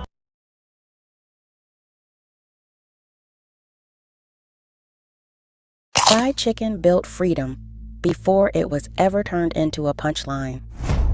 Enslaved Africans used birds not just for dinner, but as secret property, eggs for bartering, fried chicken to pay for land when freedom finally came. Black women turned railway stations into kitchen empires long before corporations cashed in. So, how did a story of survival and hustle become America's favorite racist joke? The truth got buried and someone made a profit. Let's dig it up. Fried chicken wasn't just a meal, it was a quiet act of rebellion. On plantations across the South, chickens were almost the only livestock enslaved people could claim as their own. Planters might have owned the land, the cotton, and the bodies, but they did not control every bird scratching in the yard. Those birds laid eggs that got traded for sugar, cloth, or medicine. Sometimes a clutch of eggs meant the difference between going without and having a little extra. Chickens could be sold, bartered, or, when times got desperate, eaten before the overseer ever knew they were gone. Seasoning and frying weren't just about taste. They were survival tactics. West African cooks brought the knowledge of deep frying and spice, turning bland fowl into something worth saving. The Scottish had their flour and lard, but it was black hands that made the crust sing. By the early 1800s, plantation records from places like Montpelier in Virginia show enslaved people selling chickens back to the same folks who claimed to own them. Owning a few hens was more than pride. It was property in a world where nothing else belonged to you. Bills of sale, rare as they are, tell stories of women buying freedom piece by piece, bird by bird. Even when laws like South Carolina's 1834 ban tried to strip away this small power, people found ways to keep the coops hidden and the trade alive. Fried chicken wasn't just food. It was currency, inheritance, and one stubborn taste of control. Train whistles cut through the morning, and on those platforms, Black women turned fried chicken into a ticket out of poverty. In towns like Gordonsville, Virginia, they lined the rails with baskets and metal carriers, calling out to passengers, "Chicken, chicken, hot biscuits," as the car slowed to a stop. These were not just snacks. They were boxed meals wrapped in newspaper or cloth, hustled through train windows to hungry travelers who had nowhere else to buy a hot meal. They were not waiting for anybody's permission. They woke before dawn, butchered birds from backyard coops, and fried them crisp in cast iron. Some days, a carrier could pocket $5 to $20, a small fortune when a week's wages for a black laborer barely broke $3. Over time, those coins stacked up. Orange County records from the 1890s show black women buying plots of land, building homes, sending their children to school, all off the back of a sizzling drumstick and a sharp business mind. They built networks too. In Gordonsville alone, dozens of families depended on the chicken trade, sharing recipes, pooling resources, and guarding their turf at the depot. The fried chicken hustle was not just about filling bellies. It was about showing up in public, making money on their own terms, and letting the world know black hands could build wealth, not just serve it. The smell of frying chicken at the station was not just hunger, it was independence in the open air. By the turn of the 20th century, fried chicken had moved from the kitchen to the stage and then straight onto the postcard rack. Minstrel shows packed theaters with jokes about black folks and chicken, turning a symbol of survival into a punchline for white amusement. But the real business was happening in print. Postcard publishers like Detroit Publishing and Kurt Teich churned out millions of cards plastered with wide-eyed grinning caricatures, clutching drumsticks and licking greasy fingers. These were not harmless jokes. They were sold as humorous novelties, snapped up by tourists and mailed across the country like little bombs of ridicule. Advertising mascots joined in with big-lipped, bug-eyed figures hawking chicken on everything from restaurant signs to flour sacks. The message was loud and clear. Black people were not cooks or entrepreneurs. They were gluttons, children who could not control themselves around a plate of fried chicken. This was not about taste. It was about control. As black women built businesses and communities off the back of a cast iron skillet, these images worked overtime to flatten that pride into a joke. The ridicule left the stage and landed in every mailbox, every roadside diner, every Main Street window. Even before Hollywood picked up the baton, the damage was already done, one postcard at a time. Hollywood did not just pick up the fried chicken joke, it put it on the big screen, stamped it as fact, and sold it to the whole country. In 1915, the film The Birth of a Nation by D.W. Griffith rolled out a scene that stuck like grease. A black legislator in the South Carolina State House, feet on the desk, gnawing on fried chicken while white lawmakers looked on in disgust.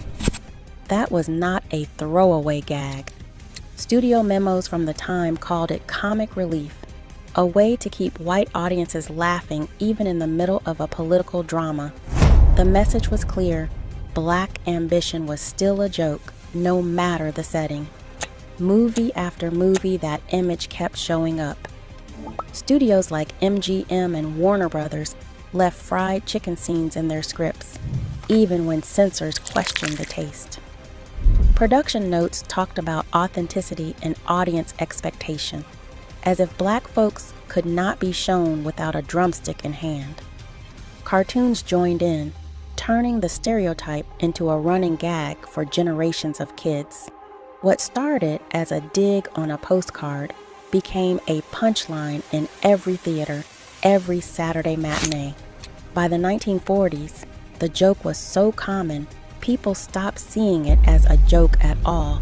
That is when a stereotype stops being a story and starts being a rule, and Hollywood made sure everybody knew the rule. By the time Harlan Sanders started slapping his white suit on billboards, fried chicken had already been stripped of its roots and sold back to the world as a Southern fantasy. He was not the first to cash in, but he was the one who turned a backroad recipe into a global brand. KFC's red and white buckets rolled out across the country in the 1960s, with corporate memos quietly circling what they called urban neighborhoods. code for black communities, while white suburbs got steakhouses and salad bars.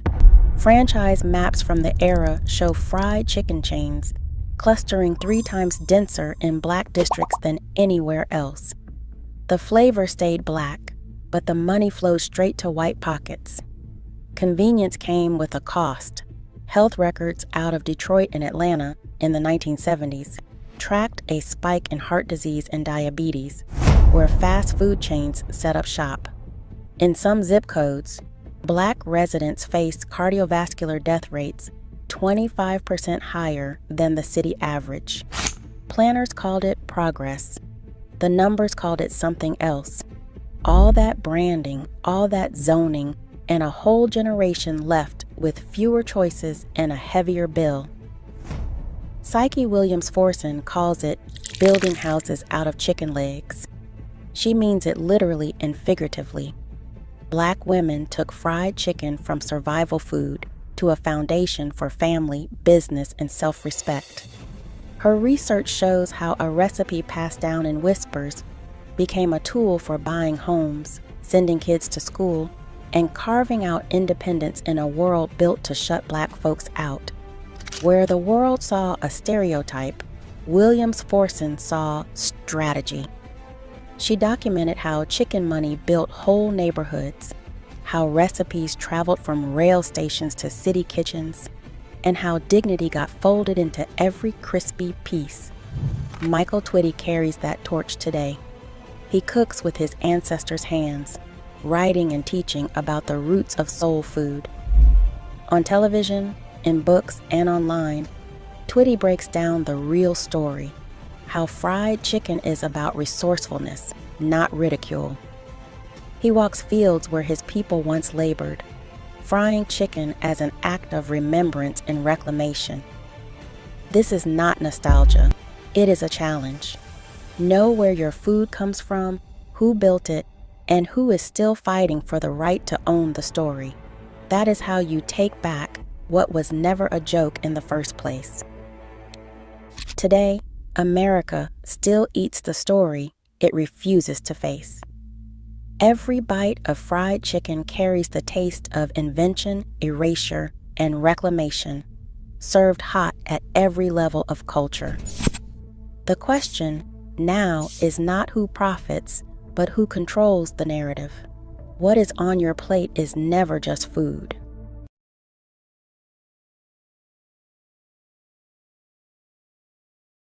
If the so-called lost tribes are really hidden in plain sight, why do black Americans keep landing in the middle of Israel's story? For centuries, official history traced Judah and Benjamin straight back to Jerusalem. Everyone else supposedly vanished. But the real battle is over the tribes no one could find, and why some clues point far from the Middle East. What if the verses we keep hearing about exile and lost names actually tie today's identity crisis to the ancient record? This is where the conversation stops being rumor and starts demanding answers. Judah and Benjamin are the 2 tribes nobody has to squint to find in history books. They are the most visible names on the record. After Babylon took Jerusalem in 586 BCE, most of the Southern Kingdom's leaders, priests, and families were dragged off to exile. But they didn't vanish. When Persia took over Babylon, King Cyrus issued a decree.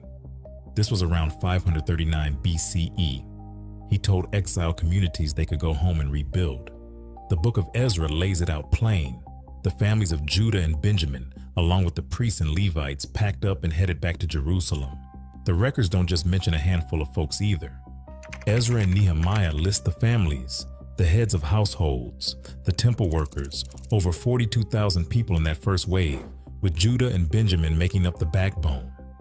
The Persian government even backed the project, sending silver, gold, and animals to get the temple up and running again. By the time the second temple was finished, the community in Jerusalem was almost entirely made up of these 2 tribes, plus the priests and a scattering of Levites.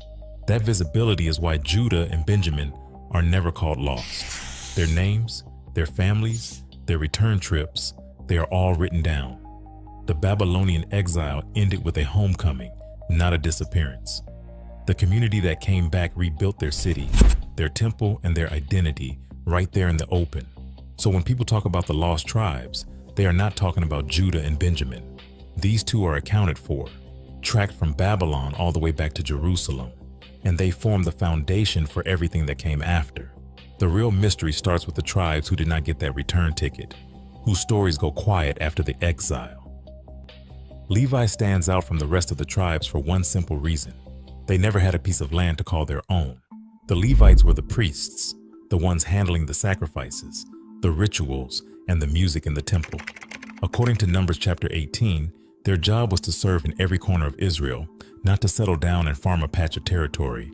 Instead of getting their own region, they were scattered throughout the other tribes' lands, popping up wherever there was a community that needed a priest, a teacher, or a judge. That's why, when you spot customs like purification rites or certain blessings in all sorts of communities, it does not mean those people are Levites by blood. It just means the Levites did their job. They traveled, taught, and spread those traditions everywhere they went. The Levites lived off what the other tribes gave them: tithes, offerings, and a handful of cities spread across the map.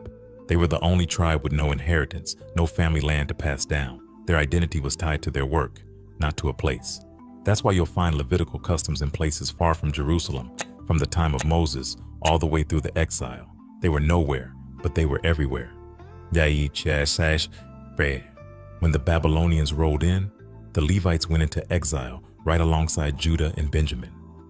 When the Persians let everyone go home, only a small number of Levites came back. Ezra chapter 2 and Nehemiah chapter 7 count just 74 Levites among the returnees, compared to thousands from Judah and Benjamin. Most Levites stayed scattered, blending in with whichever community they served. That's why, when folks today spot a tradition or a ritual that looks Levitical, it does not prove a direct bloodline. The Levites' job was to be everywhere, so their influence shows up in all kinds of places, even when the people themselves cannot trace a straight line back to Levi. This is why the debate about lost tribes does not center on Levi. They were never supposed to be tied to one spot or one people. The real search for lost tribes starts with the ones who disappeared from the map, not the ones who were always meant to move around.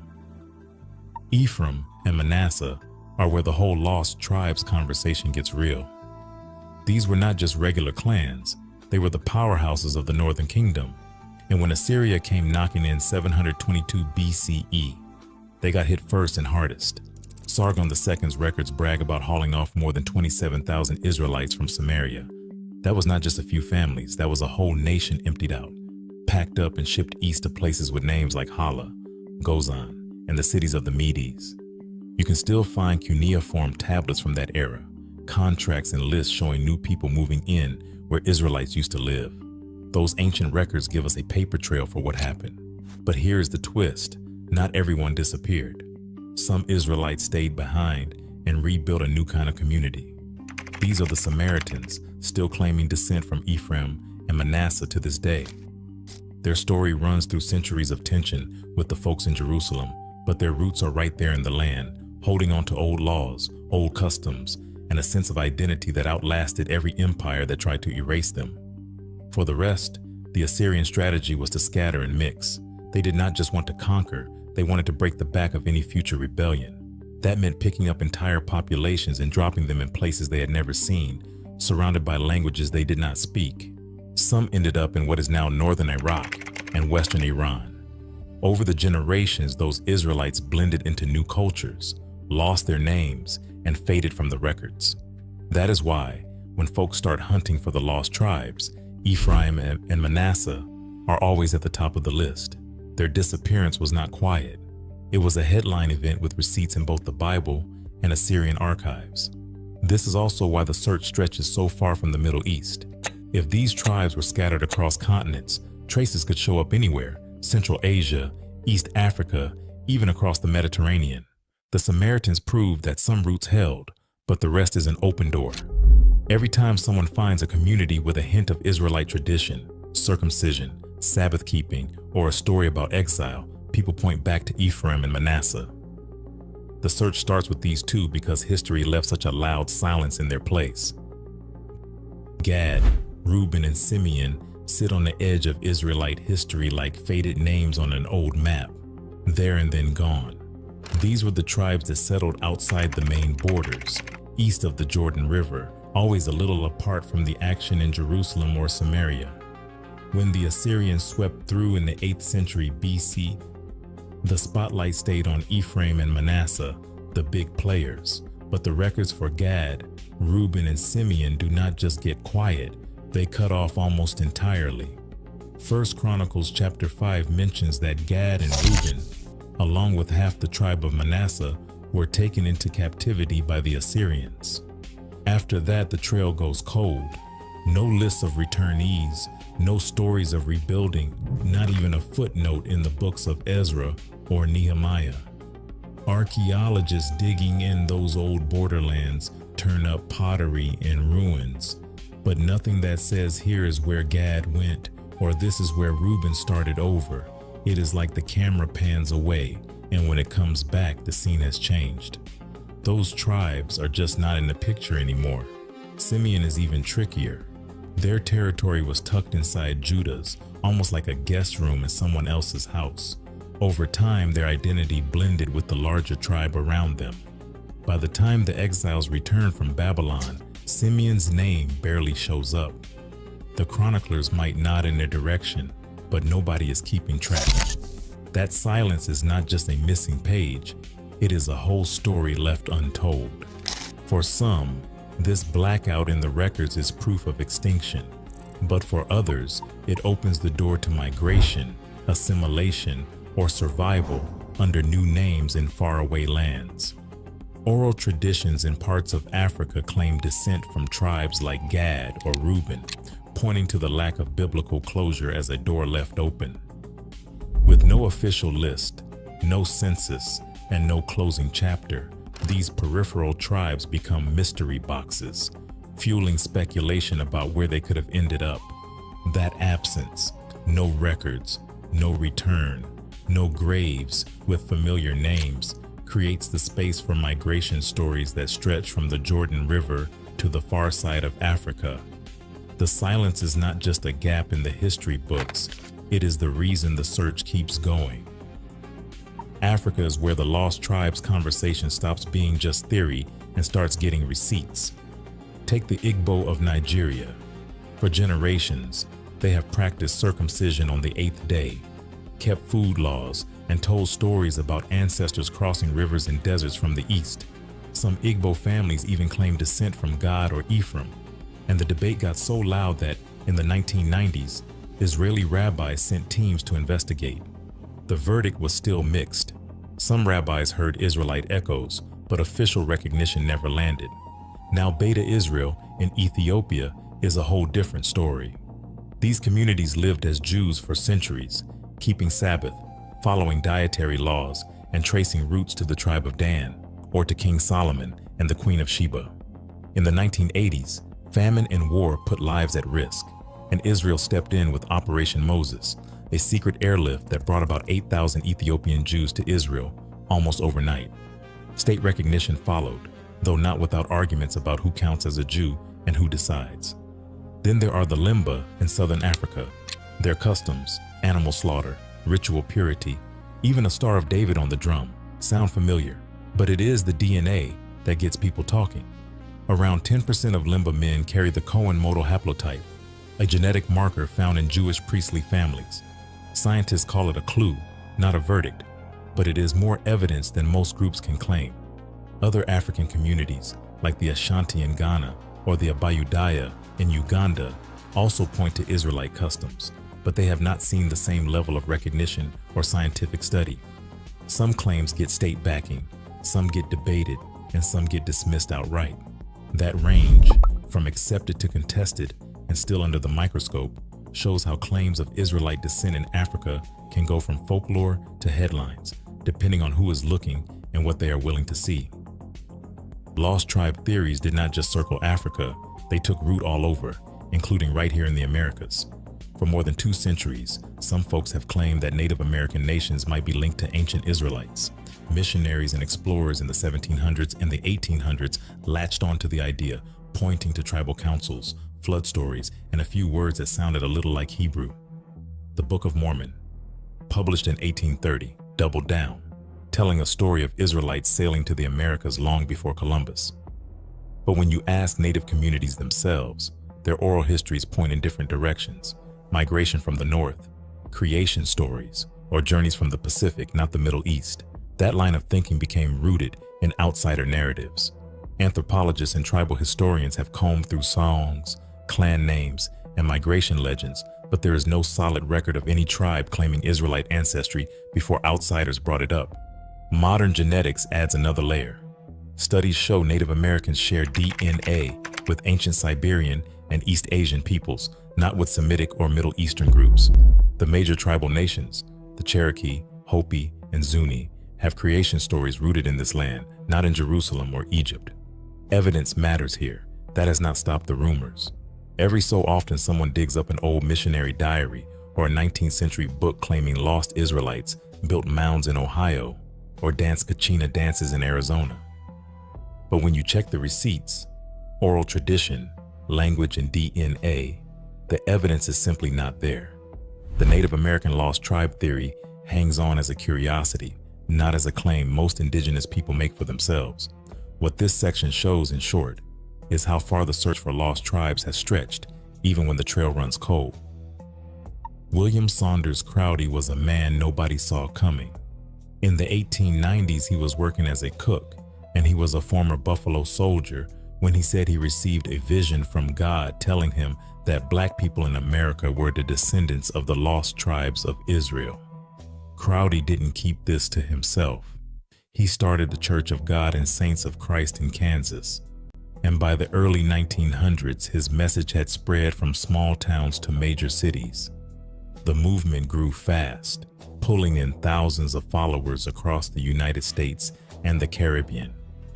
Crowdy assigned tribal names such as Judah and Levi to black congregations, giving people a new way to see themselves in the biblical story. By the time of his death in 1908, the idea had sparked a whole movement, one that would keep growing and splitting, laying the foundation for the debates that still run hot today. Certain Bible verses keep popping up in these debates, almost like they're the script everyone is reading from. Deuteronomy 28 verse 68 talks about being sent back to Egypt in ships, with no one willing to buy the captives.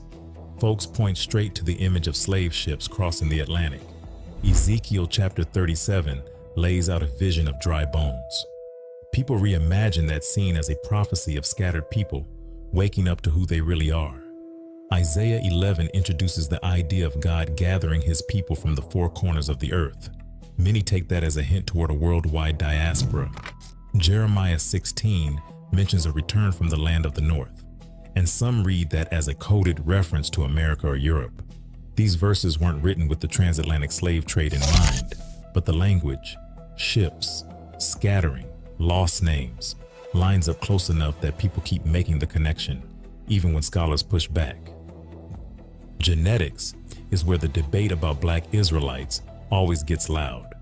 Most African Americans carry the E1B1AY chromosome, a genetic marker found across West and Central Africa, not in the ancient Levant where Israelite populations lived.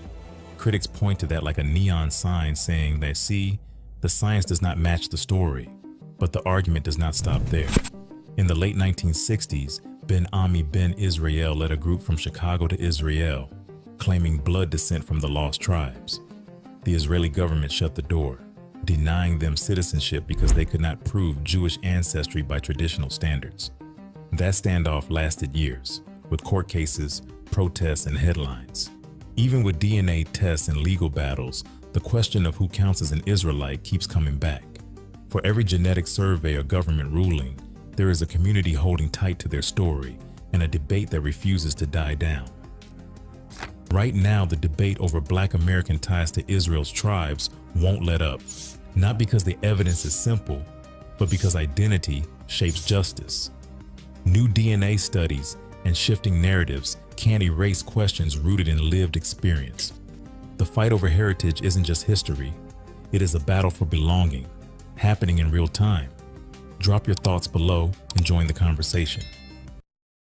What the f is Black Power about this? Your pyramid, they done took the capstone off your That's showing you they separated your mind from your body. Black power is when you can establish your own economy instead of trying to liberate yourself through the economy that sold you. You was the first that this dollar was worth. Now you gonna take the dollar and try to make yourself worth something through the dollar? You gotta be the stupidest that's talking about revolution that I ever seen. Black power is when you can get your own.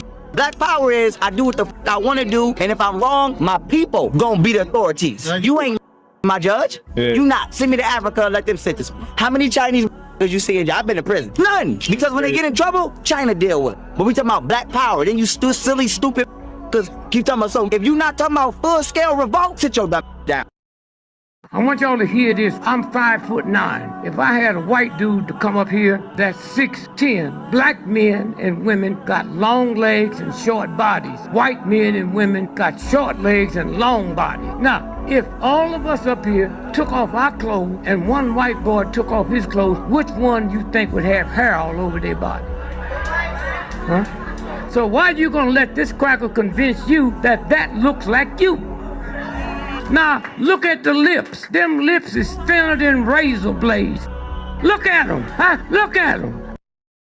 There's only 4 phenotypes: Dravidian, Caucasoid, Mongoloid, which is Asians and Koreans and all of them, and then there's which is me and African. And so here's the issue that I'm having. Scientifically, according to the Australian Research Center for Ancient DNA, we can prove that white people, Caucasoid people, because even if you don't identify as white, the term is not a description. You can't be a y'all all fall genetically in the category of Caucasoid. And Caucasoids, according to not only history, but biblical history as well, descend from the Caucasus Mountain. How, with the Middle East being an extension of Africa, are Caucasoids claiming that they are native to a land that not only they were never there, they were there and inhabited it after us?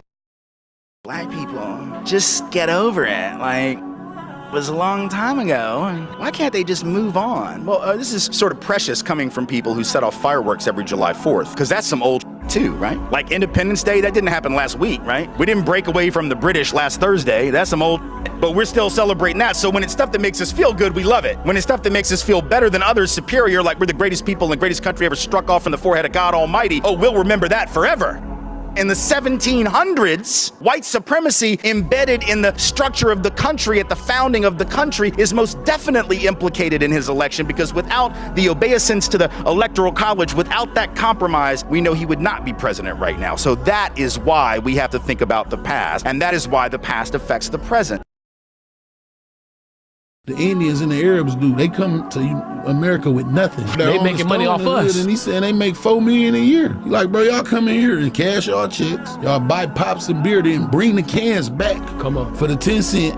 We go recycle them. Y'all take money out the ATM all day. Y'all buy liquor, cigarettes, chips, t-shirts, all like, this. Ain't no money in the hood, and we thriving. They growing and growing and growing. Once I realized that, I said, we dumb as hell. I said, man, not being disrespectful, but black people is not smart. Like, y'all not dumb, but y'all don't know how to use y'all resources. He like, me and my family came, we had nothing. We all worked at a laundromat for years and saved our money. We built the credit line, went and got the money from the bank with $0 down, got the store. Their advantage is they don't pay taxes, so every 7 years they switch the store to another name because they don't gotta pay taxes.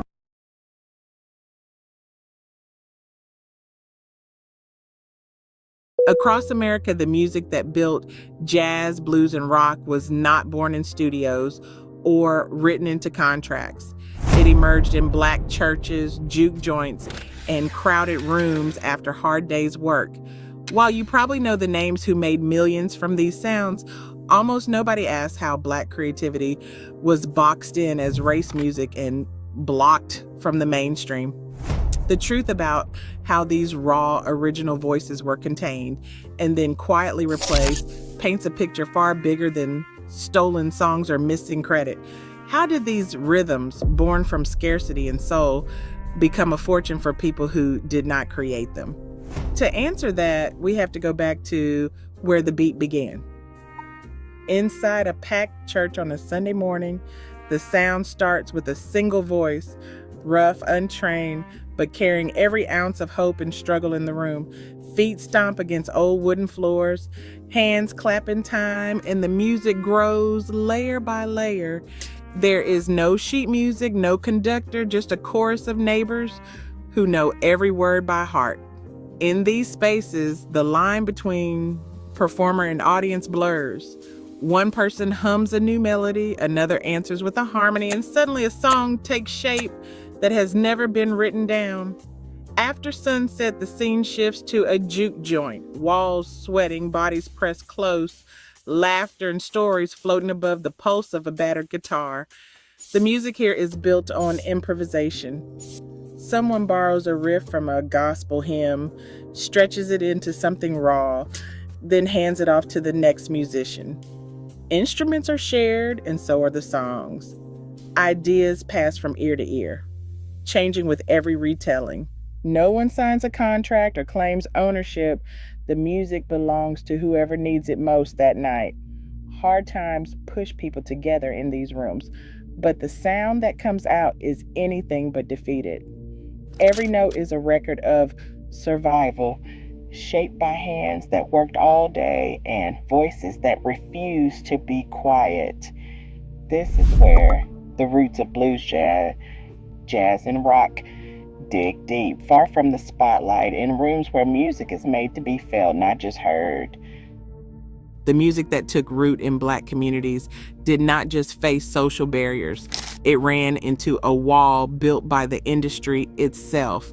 Early on, record labels, radio stations, and advertisers stamped a label on this new sound, calling it race music.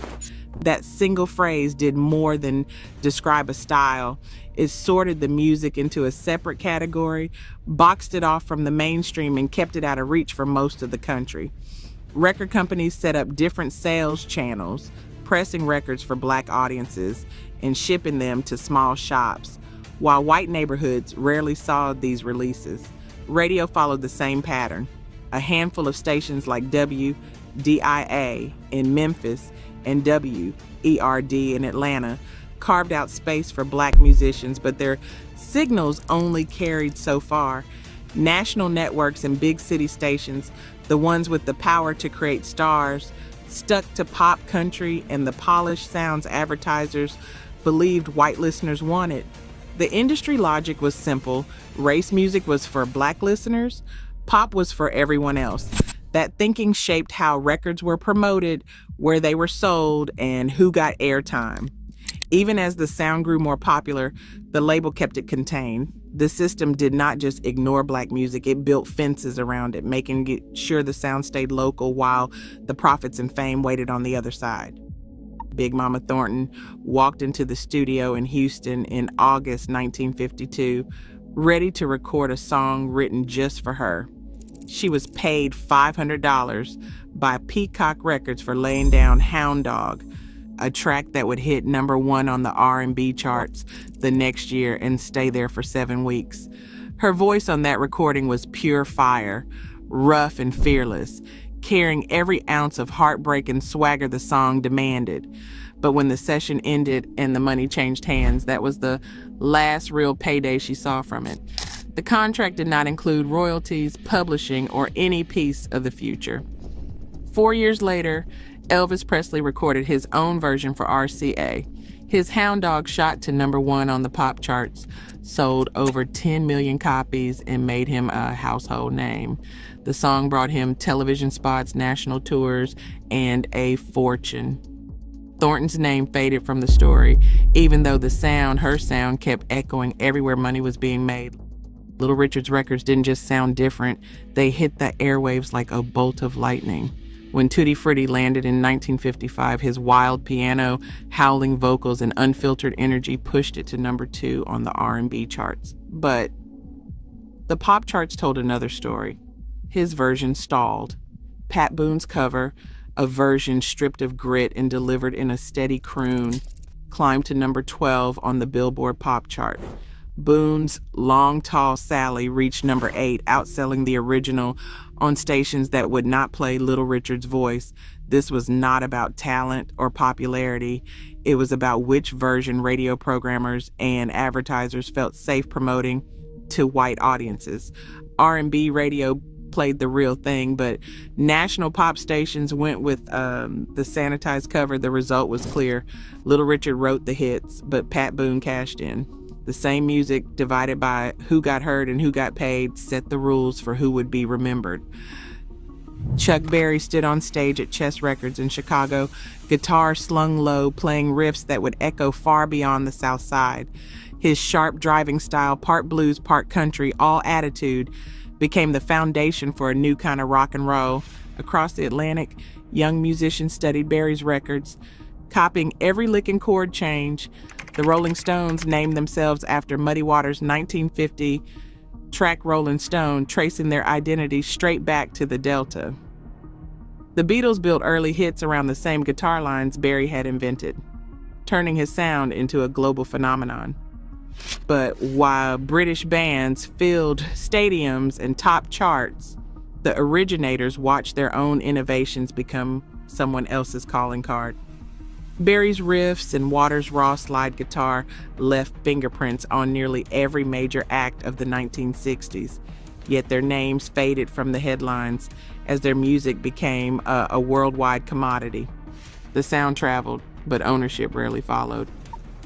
Contracts decided who got paid and who disappeared. For most Black artists, the fine print was a trap. Labels handed out work-for-hire agreements, which meant the company, not the musician, owned the song, the recording, and every dollar that came after. Even if a record became a hit, the original artist saw little beyond a one-time fee.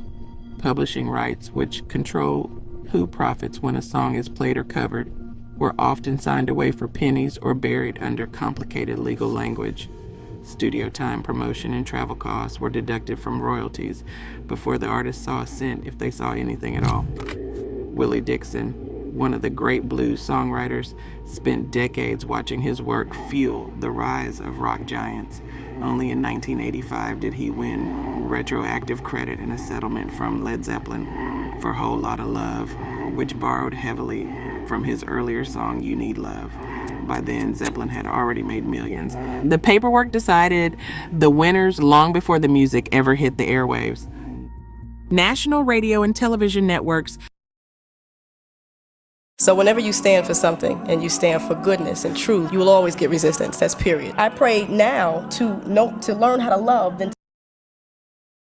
And did you know that Elvis Presley and Pat Boone sold more of Tutti Frutti than I did? And I wrote it and sung it? Did that bother you? No, it didn't. It made me feel good. They opened a door that was locked and I couldn't get in. And I took the Beatles and Mick Jagger with me. Mick Jagger was living on a truck. I had Jimi Hendrix playing guitar for me. I had Billy Preston on the organ, James Brown, and Joe Tex was my vocalist. I had all of them. That's the reason I'm the king. All of them came from me. Poor little old bitty me, a little Jewish boy, black bottom from Georgia. The problem that we have in white America is that most white people, when they hear about most white people say, man, that's not me. I never discriminated against anybody. Never did. And in their sense of what discrimination means or what racism is, they may be right. But they sit residing in a system from which they take full benefit, a system that defines them in and defines black people out. We are going to have to face the fact that we are not a community. A community is where a lot of people develop mutually beneficial relationships with each other. And our institutions and the political boundaries of our cities define black people out of the community. What is your real name? Malcolm X. Is that your legal name? As far as I'm concerned, it's my legal name. Have you been to court to establish this? I didn't have to go to court to be called Murphy or Jones or Smith. Excuse me for answering you this way. That's if all right. a Chinese person were to say his name was Patrick Murphy, you would look at him like he's insane, because Murphy is an Irish name, a European name, or the name that has a Caucasian or white background. And a yellow person, Chinese is a yellow man, and he has nothing to do or no connection whatsoever with the name Murphy. And if it doesn't look proper for a person who is yellow or Chinese to be walking around named Murphy or Jones or Johnson or Bunch or Powell, I think it would be just as improper for a black person or the so-called in this country, as we're taught by the Honorable Elijah Muhammad to walk around with these names. And therefore he teaches us that during the same master who owned us put his last name on us to denote that we were his property. And the whites were quick to say this. They said, Charlie Kirk is this generation's Martin Luther King. No, he's not. That's a reach. You know, they both got terrible fashion. They both got shot in the neck, but that's about where those similarities end. Charlie Kirk is a internet personality. No, by design. Fundamentally, you can't function like Dr. King. Internet are negative because they have to be, because nobody will engage them unless they say shit that makes them upset. That's Charlie Kirk. Could you imagine Dr. King was behaving like Charlie Kirk? Smash that like button and subscribe. Follow me for more content like this.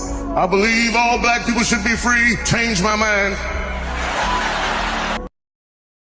I mean, when you go and you look at real European history, would believe that if they took a bath, that was bad. Right. They didn't even want to change their clothes. They thought that dirty was purity. When we talk about the Moors going into Spain and into Europe, the stories in the history, our history, says that when we met the so-called Caucasian, he was sleeping in the barn with the animals, and we told him, no, you can't sleep in the barn with animals. We taught them etiquette. We taught them running water. We brought that technology to Europe that saved Europe from the Black Plague. If we saved the white race, that we weren't already in America already, when we brought the technology, when Rome was dependent on Africa for food. Remember when the Black Plague hit Rome? The cause was one of the officials was stealing the grain that was coming from Africa.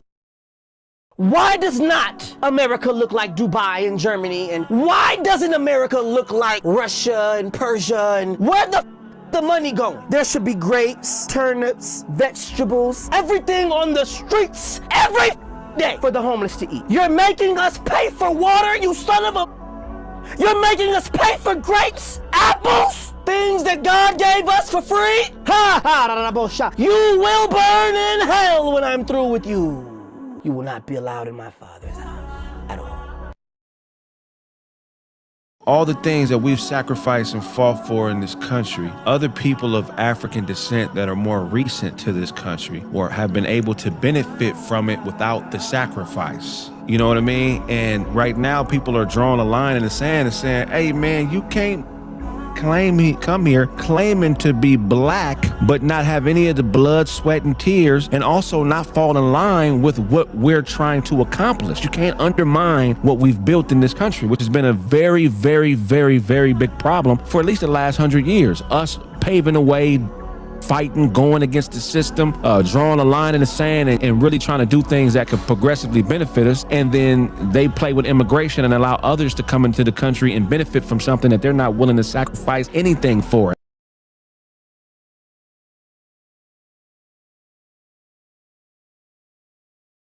For centuries, we have been told crossing the Atlantic before Columbus was unthinkable. An ocean too vast, every survivor lost to myth.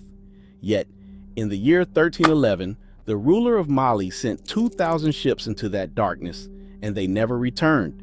If black people truly reached America thousands of years before Columbus, why has that story been buried, and what else have we been asked to forget? The Atlantic was once the edge of the known world, a stretch of water so wide and so unforgiving that even the bravest sailors called it the Sea of Darkness. Medieval maps left its far side blank, warning of monsters and endless storms. For centuries, textbooks repeated the same story. No one could cross this ocean before the age of compass and chronometer. Longitude was guesswork. Ships were built for rivers and coasts, not the open sea. Hulls split under the weight of waves, sails shredded in Atlantic winds. Provisions spoiled, fresh water ran out, and the horizon offered only emptiness. Every failed attempt became a cautionary tale. The idea that anyone, let alone Africans, could launch a fleet into this unknown was dismissed as fantasy. Navigation, as taught in European schools, set the rules. Without precise instruments and without ironclad hulls, the Atlantic remained a barrier, not a bridge. This belief became a kind of law, shaping who could be imagined as an explorer and who could not. The impossible ocean stood as a wall between continents, a test that only the so-called discoverers were allowed to pass. Yet the story of those who dared to challenge that law, those who looked west and saw possibility instead of oblivion, waited just beyond the edges of the map.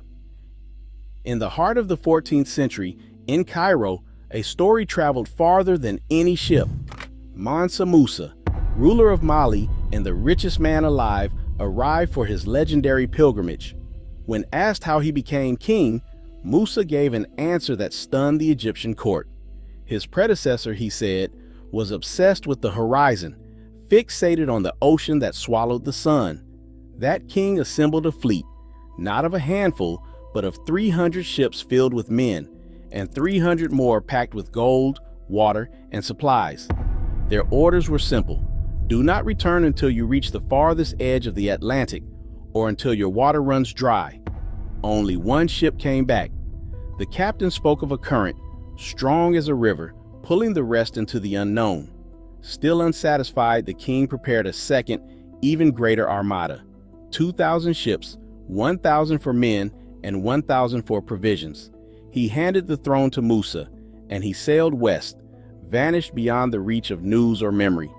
The chronicler Al-Umari wrote Musa's words, preserving them in his Masalik al-Absar. No other medieval historian recorded the tale, and the name of the voyaging king remains uncertain, lost in the gaps between Arabic manuscripts and oral tradition. But the scale is undeniable. Hundreds, then thousands of ships, launched into the Atlantic centuries before Columbus was born. The only trace left behind is a testimony, a king who would rather risk everything than accept the limits of the world he knew. The ocean, once a wall, became a question. What lies beyond the river and the sea? Between West Africa and the Americas, the Atlantic does not sit still. Its surface moves, a river hidden within the ocean, known today as the Canary Current. Flowing from the coast of Senegal and Gambia, this current sweeps westward, steady and relentless, carrying anything adrift toward the far side of the world. Its speed averages 1 to 2 knots, enough to pull a fleet of wooden ships thousands of miles without a single stroke of the oar. Sailors who enter its path find themselves pushed, not by wind or will, but by the physics of the planet. The return journey is another matter. The same current that carries you outward blocks your way home, turning a westward crossing into a one-way passage. For centuries, European navigators studied these flows, mapping their strength and direction, using them to fuel their own voyages of conquest. But the current itself does not care who rides its back. It offers the same path to any vessel brave or desperate enough to follow its pull into the unknown. In the archives of Spanish exploration, a brief, unsettling note surfaces, one that refuses to fit the standard script. Bartolomé de las Casas, the friar who preserved Columbus's lost journal, recorded a story passed from the Taíno of Hispaniola. They told of black men arriving by boat from the south and the southeast, armed with spears tipped in a gold and copper alloy called guanine. Columbus, ever the collector of rumors, took samples of this metal for testing. Spanish assayers found its composition, gold, copper, and silver, matched alloys used along the West African coast. The chronicler did not claim to see these strangers himself. He only wrote down what the islanders said and what the metal revealed. No names, no settlements, just a shadow. Black visitors arriving from somewhere beyond the horizon, then vanishing into the fog of oral memory. Some would later call this coincidence, others a clue. But the report remains, stubborn and unclaimed, a detail that lingers in the margins of official discovery.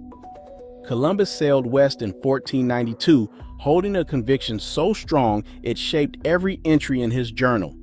These new lands were not a new world, but the edge of Asia. He called them the Indies, searching for Cipangu, his word for Japan, while mapping coastlines he believed belonged to Cathay. For years, every bay and river was measured against Marco Polo's stories, not the possibility of another continent. In his logs from 1492 to 1504, Columbus recorded indigenous names and gold ornaments, but insisted he had found a shortcut to the riches of the East. Bartolomé de las Casas, who preserved Columbus's lost diary, noted how the admiral clung to this idea, even as the evidence grew stranger. The maps of Europe redrew themselves around his mistake.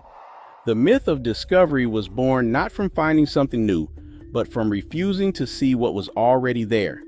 The Americas became Asia by decree, not by fact, and everything that did not fit was filed away or ignored.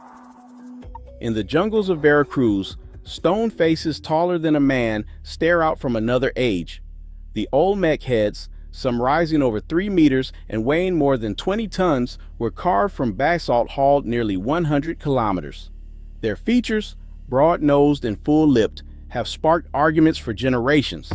Some see echoes of West Africa, others insist they are the faces of local rulers, shaped by hands that never left the continent. Laboratory tests on gold and copper artifacts from these sites show alloys, copper at 98% with traces of gold and silver, matching the recipes of ancient Mesoamerica, not West Africa. The heads endure, silent and massive, refusing to fit neatly into any story. Each one is a fact, not a theory, a presence that demands explanation, even as the textbooks look away. In 1976, Ivan van Sertima published They Came Before Columbus, sparking a conversation that refused to fade.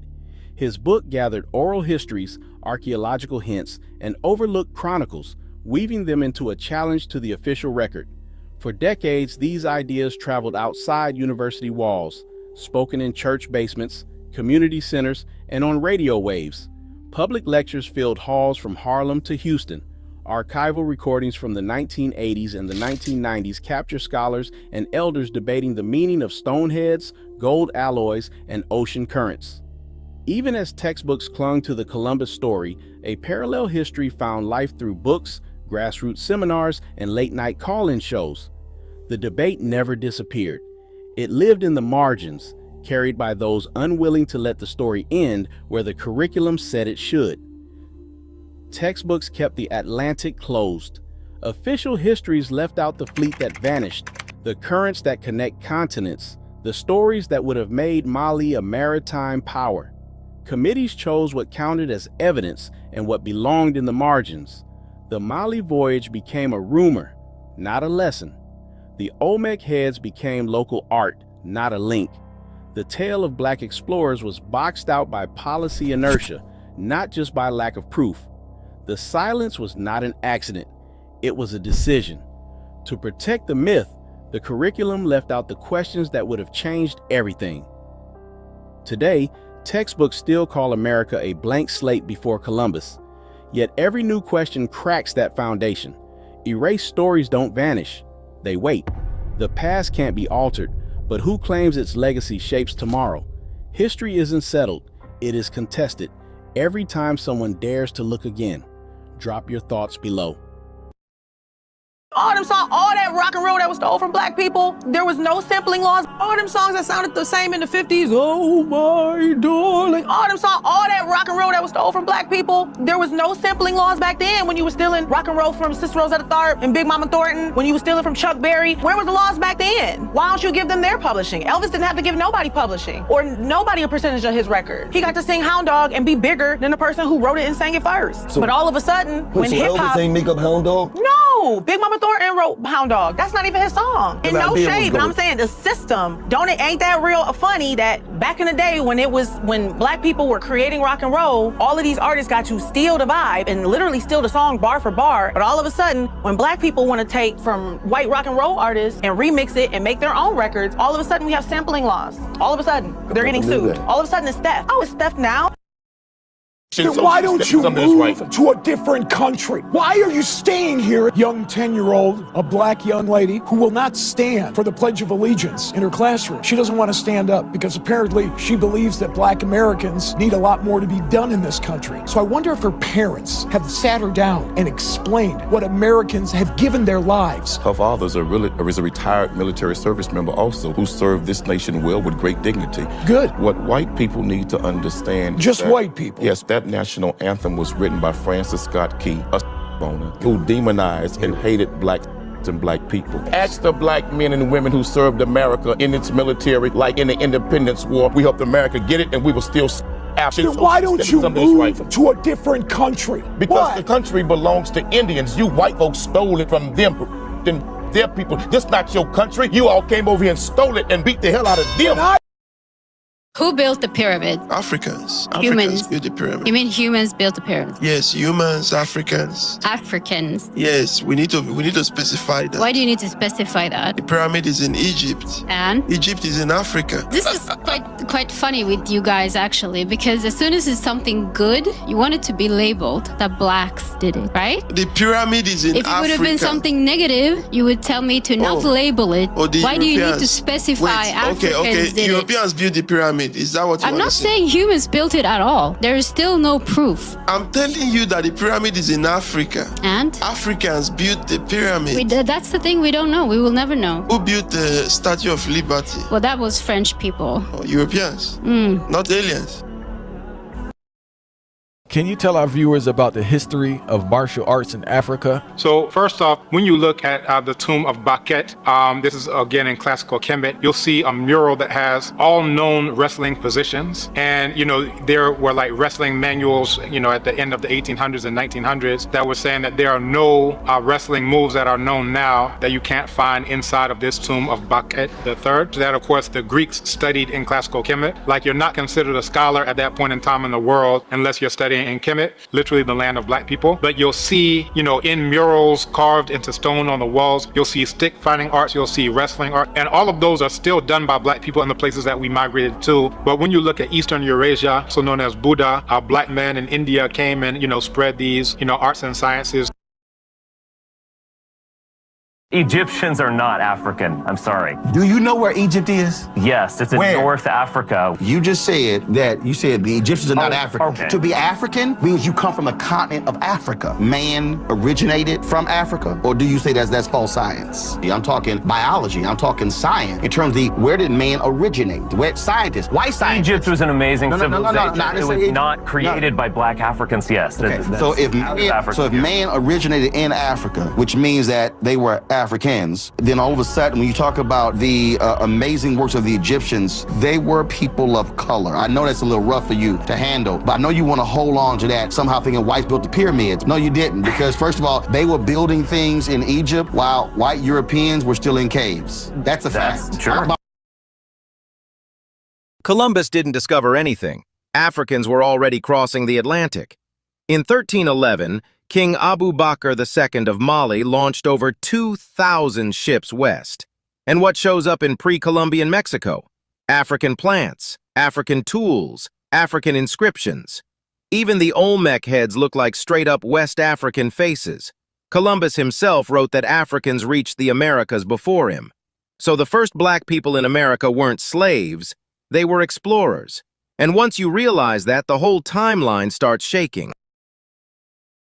Public housing was created for white folks. Most people don't know this history, but you need to. Public housing was created for white folks. For the first couple of years, it was very hard in most parts of the country for people of color to even get access to publicly subsidized housing. It was created for poor white folks, to give them an opportunity, a leg up, to come into the so-called middle class. They create the FHA loan program, the VA loan program, later on the GI Bill program. Virtually all the benefits went to white folks because the criteria to qualify for these loans, which were government guaranteed loans without which you could not have gotten a house in the 30s, 40s, and 50s. Virtually all the benefits went to whites because the underwriting criteria, the lending criteria, essentially excluded almost all people of color.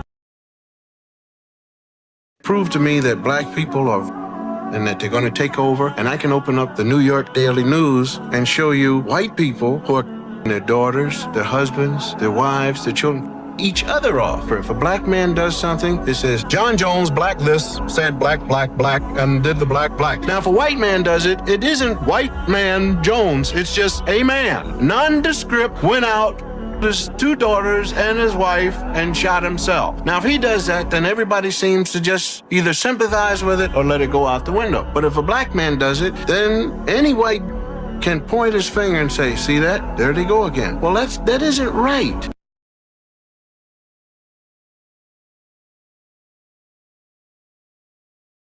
If you comb through America's oldest census records, you will find names and birthplaces simply listed as Black Indian.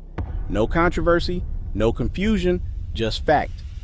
But before the century turned, those same identities quietly vanished from official memory, replaced by new labels and silence. They were erased, not by war, but by paperwork. Why did America need black Indians hidden, and what else disappeared with them?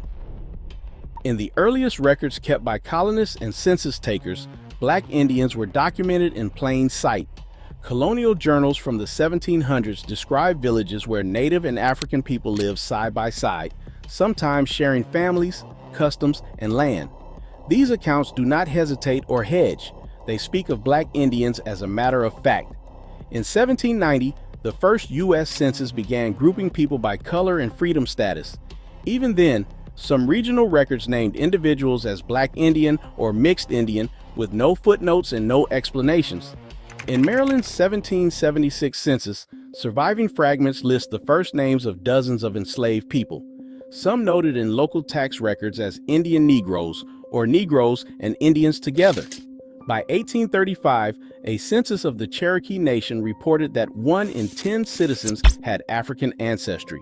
Early federal census sheets from the 1820s and the 1830s sometimes included columns for free colored persons living in Native households, entries that, in their own handwriting, confirmed the presence of Afro-Indigenous families.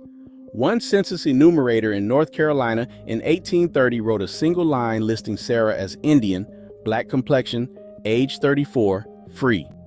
These are not rumors or legends. They are the government's own words, written in ink that has not faded. The names and categories were ordinary then, as if everyone understood who lived in these borderlands. There was no controversy and no anxious correction, just a record of who was there. Before the lines were redrawn, before the labels changed, the existence of black Indians was an administrative fact. The proof sits in the ledgers, quiet but undeniable, waiting for the moment when the story would be told differently.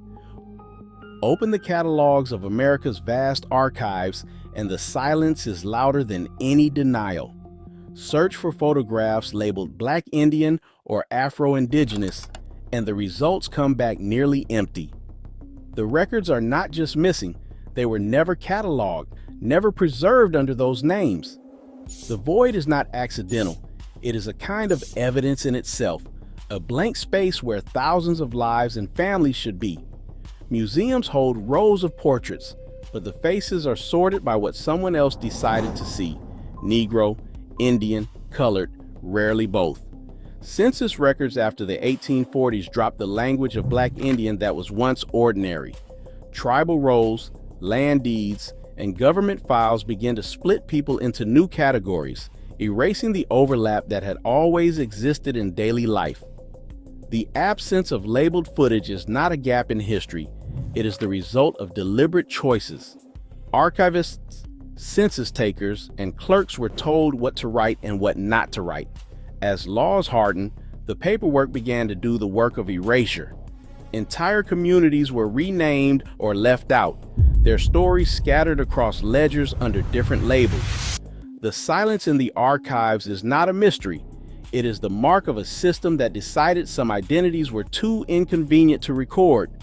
The missing images, the empty search results, the faded columns, these are not accidents.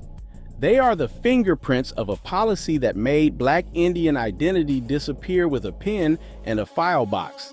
This is how a people can be erased, not from the land, but from the memory of the nation. In 1887, Congress passed the Dawes Act, a law that would change the fate of indigenous nations across the United States. The Dawes Act ordered that communal tribal lands be divided into individual plots, but it also demanded a new kind of record keeping. Every person entitled to land had to be listed by name on an official roll. 11 years later, the Curtis Act of 1898 stripped away the last protections for tribal governments and forced the 5 tribes of Indian Territory, Cherokee, Creek, Choctaw, Chickasaw, and Seminole, to submit to federal enrollment.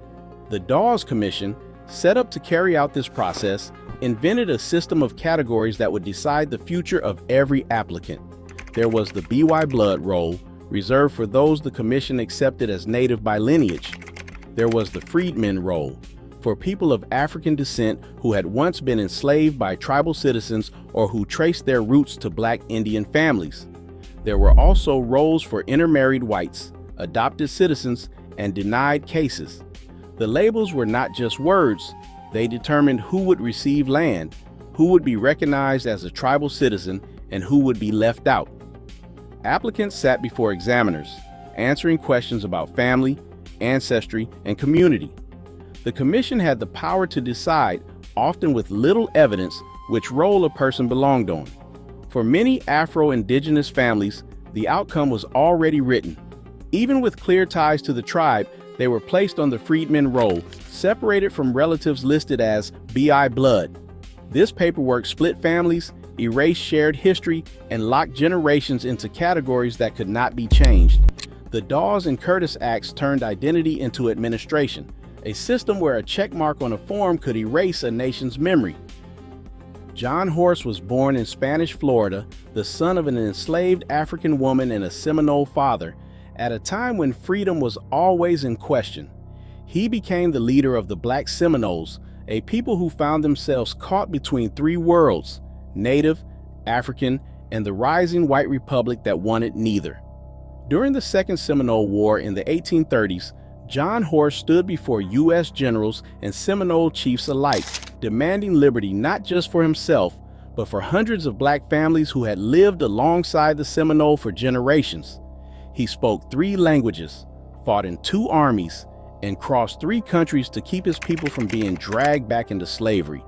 In 1849, after years of broken promises and threats from Creek slave raiders, John Horse led nearly 100 black Seminoles out of Indian Territory.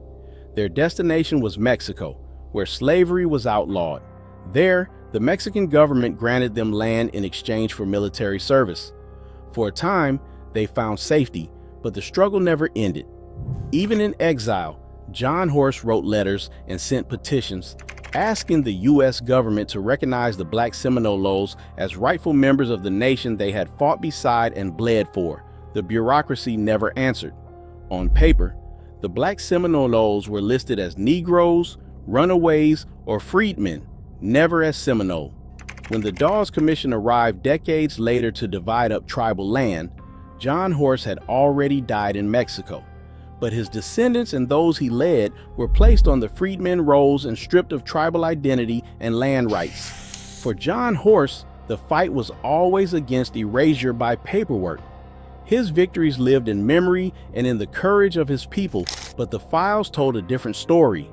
The harm was not just in what was denied, but in how a nation could erase a leader and his people with the stroke of a pen.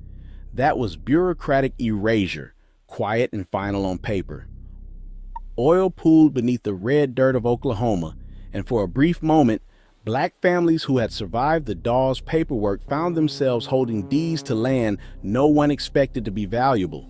Greenwood, known as Black Wall Street, rose from these allotments, built by the hands of Cherokee and Creek freedmen, their children, and their grandchildren. In 1921, that wealth became a target. Over 2 days, white mobs set fire to 35 city blocks, burning homes, businesses, and churches to the ground. Between 100 and 300 men, women, and children were killed. The records of ownership, deeds, tribal allotment papers vanished in the flames, along with proof of generational wealth. Paper erasure had prepared the ground. When violence came, there was nothing left to protect those whose existence had already been written out. For some, the loss was not just land or money, but the last trace of who they were supposed to be. Identity is still measured, counted, and challenged today. In the 2020 census, thousands of people who claim both black and native ancestry were missed or forced to choose one box, leaving whole families invisible on paper. Laws and tribal constitutions still use Dawes-era categories, dividing descendants of freedmen from those listed by blood. Marilyn Vann, a Cherokee freedman descendant, spent decades fighting in federal court to restore citizenship for families like hers. In 2017, a judge ruled that the Cherokee Nation must honor the 1866 treaty rights of freedmen, but the struggle continues. DNA tests offer answers for some, but not everyone's story fits a lab result. Oral history, family Bibles, and memories still carry what documents tried to erase. The fight is not over. Black Indians are still here, refusing to disappear, even when the paperwork says otherwise. Today, The erasure of black native identity still shapes who is seen, counted, or believed. As long as history remains written by exclusion, entire peoples live between the lines. The story is not over. It is waiting for those willing to read what was meant to be hidden. Drop your thoughts below.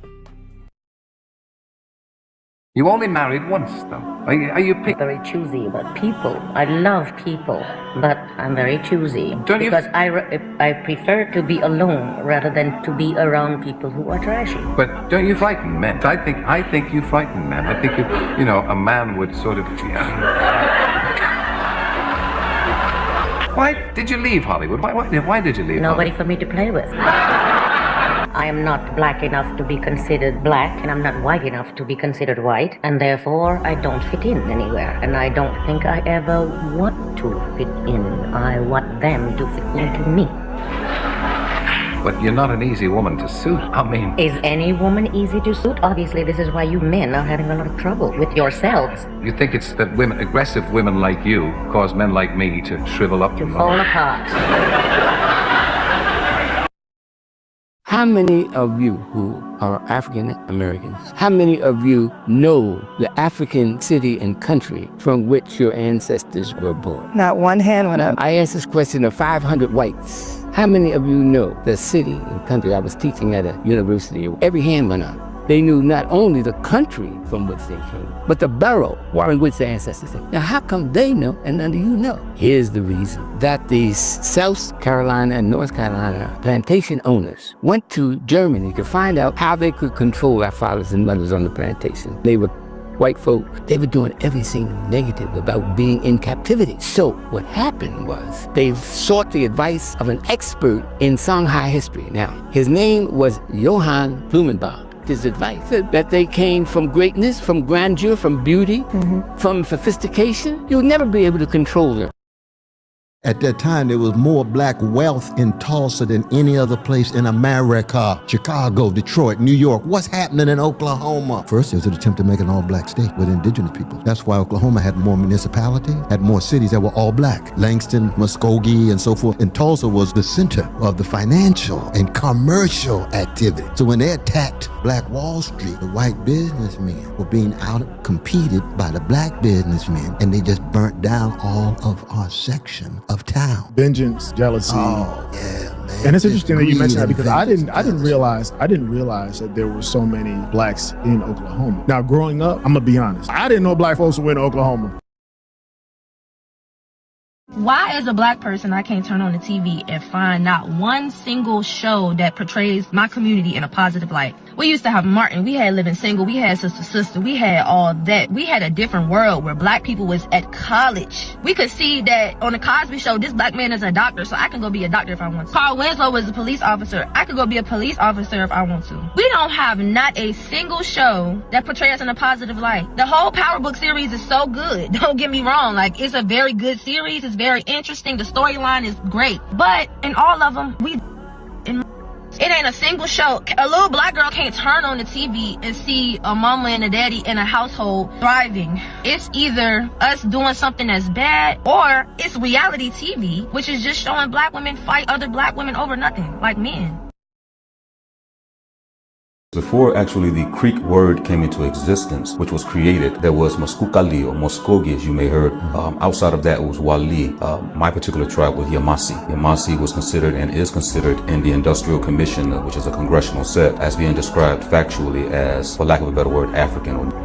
We were one of the only tribes that were labeled that way, but were a part of the Muskogee Confederacy. History has proven, though, that we had a very large empire ourselves, being the only tribe that had upper and lower Yamasi. And within that, a lot of tribes you might have heard were a part of that confederation called Muskogee, which was actually Yamasi, which is the Hichiti, the Appalachi, the Oconee, the Salkehatchie, those different tribes, the Hupspa, all those were different villages and tribes under, quote, the Muskogee bloodline, but were actually Yamasi people and citizens of tribal members.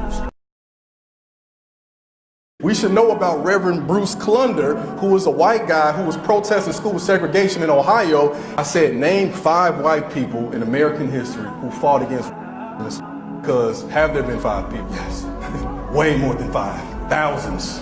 then we should know about people who've been fighting for years and years and years. We should know about Reverend Bruce Clunder, who was a white guy who was protesting school segregation in Ohio, and Ohio is considered the North. We should probably know about Ann McCarty Braden, who organized with Rosa Parks, and she helped organize white Southerners to join the civil rights movement and to go against redlining, which was systemic ghettoization. Reverend James Reeb, who marched with Dr. King. We don't often talk about John Brown, is probably the most infamous one. But even beyond him, there are so many other folks. Even during the period of white folks, y'all not learning your history. There could be no white man if there were no black man. It is biologically and genetically impossible for the recessive white man to produce the dominant yellow baby. Biologically and genetically impossible for the recessive yellow man and woman to produce the dominant brown baby. Biologically and genetically impossible for the recessive brown man and woman to produce the dominant black baby. But that black man and his woman, the father and the mother of it all, can produce black, can produce brown, can produce red, can produce yellow. And if the seed runs wild or mutates in the womb of the black woman, can even produce an albino, something which is whiter than white. The first semi-divine emperor, Fuxi, is described as a woolly-haired African. Finally, we come to China and Japan. I just left China in March. I travel all the time because it's not enough just to read the books. If you're serious, you have to go out and do first-hand research. And so in China, I went over there. I didn't have a great desire to go there, but I knew my field was the African presence in Asia. China is a very ancient country. It's the largest country in Asia. Went over there with knowledge that the first people in China were black. The historical tradition says that the first semi-divine emperor, Fuxi, is described as a woolly-haired African. In the traditions of China, you have people called black dwarfs, the original people of China. I went over there knowing that the people who formed the Shang dynasty, the parent dynasty of China, was black. In fact, the Shang are described by their successors, the Zhou, as having black and oily skin. China is very interesting in the sense that it seems that the black presence in China has been erased from the historical memory. The most important Roman, I would argue, who actually ever came to Britain was the African emperor, Septimius Severus. He was one of the greatest Roman emperors. So he was born in North Africa in AD 145, and he died. He came here to Britain in AD 208. He got a message from the governor, and the governor said that we here in Britain are being attacked from the north, and we're in danger of being overrun. The first thing he does is have them build the walls of Roman London. Wow. So the city of London, to this day, the square mile is defined by the African Emperor Septimius Severus. If you walk into the reception area of the British Museum, the first bust you see is a bust of Septimius Severus, alabaster white, but actually when it was in real life in the Roman world, it would have been painted as he was, a man from North Africa. We didn't run away from home, we were stolen. There has been no oppression for the white man in this country. You tell me which white men were dragged out of their homes. You tell me which one of them got dragged all the way across an ocean and told that you are gonna go at work. We are gonna steal your wives. We are gonna your wives. That didn't happen, that is oppression.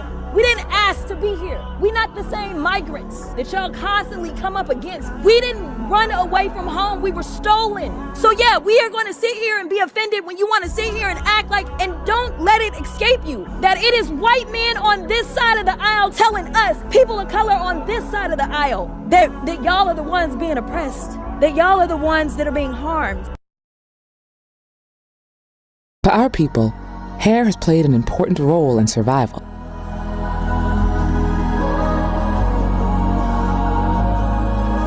Our ancestors would place rice, seeds, and sometimes gold on the scalp between two sections of hair.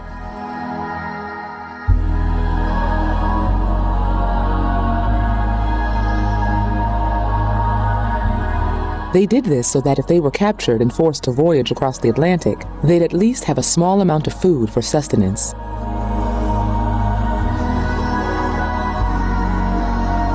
The technique was also used if they were planning a brave escape. Seeds and gold could help them build their new life.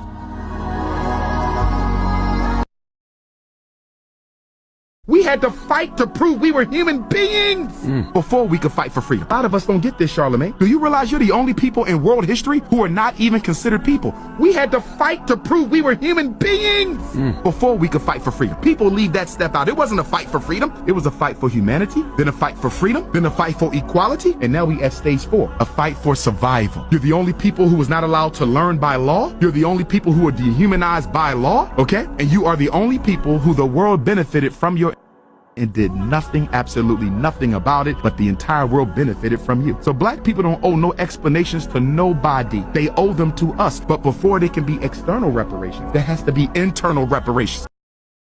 What you think K-pop is? The Backstreet Boys, one of their biggest hits is My Love Is All I Have to Give. You know who wrote it? It's a Full Force song. If you ever listen to Full Force Essentials on Apple Music, you can tell that's a Full Force ballad. Y'all love embracing Bruno Mars, but when it's time for Asian Pacific Islander Month, Bruno Mars is the face of it on Amazon Prime. Y'all love letting people cosplay like 1970s soul singers who ain't us. Yeah. You love it when somebody comes over and they got swag and they singing like us and but us, nah. You let Sam Smith sing Stay With Me like he doesn't sound like he's got tank in his throat. Pause. Little Richard told you, I took the Beatles on the road with me. I took the Rolling Stones on the road with me. I'm the architect of this. And y'all called him gay and crazy, but he was right. Y'all let him call Michael Jackson everything but a child of God. Y'all grind up R. Kelly, but y'all let Elvis mess around with 14-year-old Priscilla. And you let Jerry Lee Lewis mess around with his 13-year-old cousin. You're selective in your outrage, and you're not that selective in your gatekeeper. Our main problem is why we consider them human in the first place. White people didn't even consider us human, 3/5 human. That was never our problem. Our main problem is why we consider them human in the first place. If anybody 3/5, look at their behavior. Who eat people? Who would feed a baby to an alligator? Who would do that? Who would exterminate buffaloes just so people wouldn't have nothing to eat, wouldn't have a source of food, just to punish people? Who would give people disease-ridden blankets? Who would do this? Who would create black codes? If you walking along the train line, you going to prison. Vagrancy laws. Same thing they doing now. Our issue isn't our humanity. Our issue is trying to prove our humanity to people who don't behave in a humane way. Well, first of all, the Black Panther Party are attuned to the needs of black people and other oppressed people. Why are the Black Panthers building their own medical center? Well, first of all, the Black Panther Party are attuned to the needs of black people and other oppressed people. It's open a free medical center for the same purpose we open a free breakfast center, free breakfast program. It's to let the people know that we are concerned with their basic needs and desires, and also to educate the people to the fundamentals of socialism, and also to heighten the contradictions within this capitalistic system. When I mean heighten the contradictions, all I'm saying is that is let the people be aware of the fact that the Black Panther Party organization, which only been existing since 1966, is taking care of people, helping them as far as healthcare is concerned, and the federal government with all its wealth and resources not doing anything on a major scale. If your image of a cowboy is a white dude in a movie, you've already been lied to. The first cowboys were black, and history tried to bury that. Right after slavery ended, ranch owners didn't suddenly grow a conscience. They hired the same black men who knew the land, the cattle, and the grind. Those men became the first real cowboys, breaking wild horses and crossing deadly trails. They slept under open skies, fought off rustlers, and did the hardest work for the lowest pay. Then came dime novels, Western films, school books. They kept the boots, but buried the black faces. Bass Reeves inspired the Lone Ranger, but his blackness got stripped right off the legend.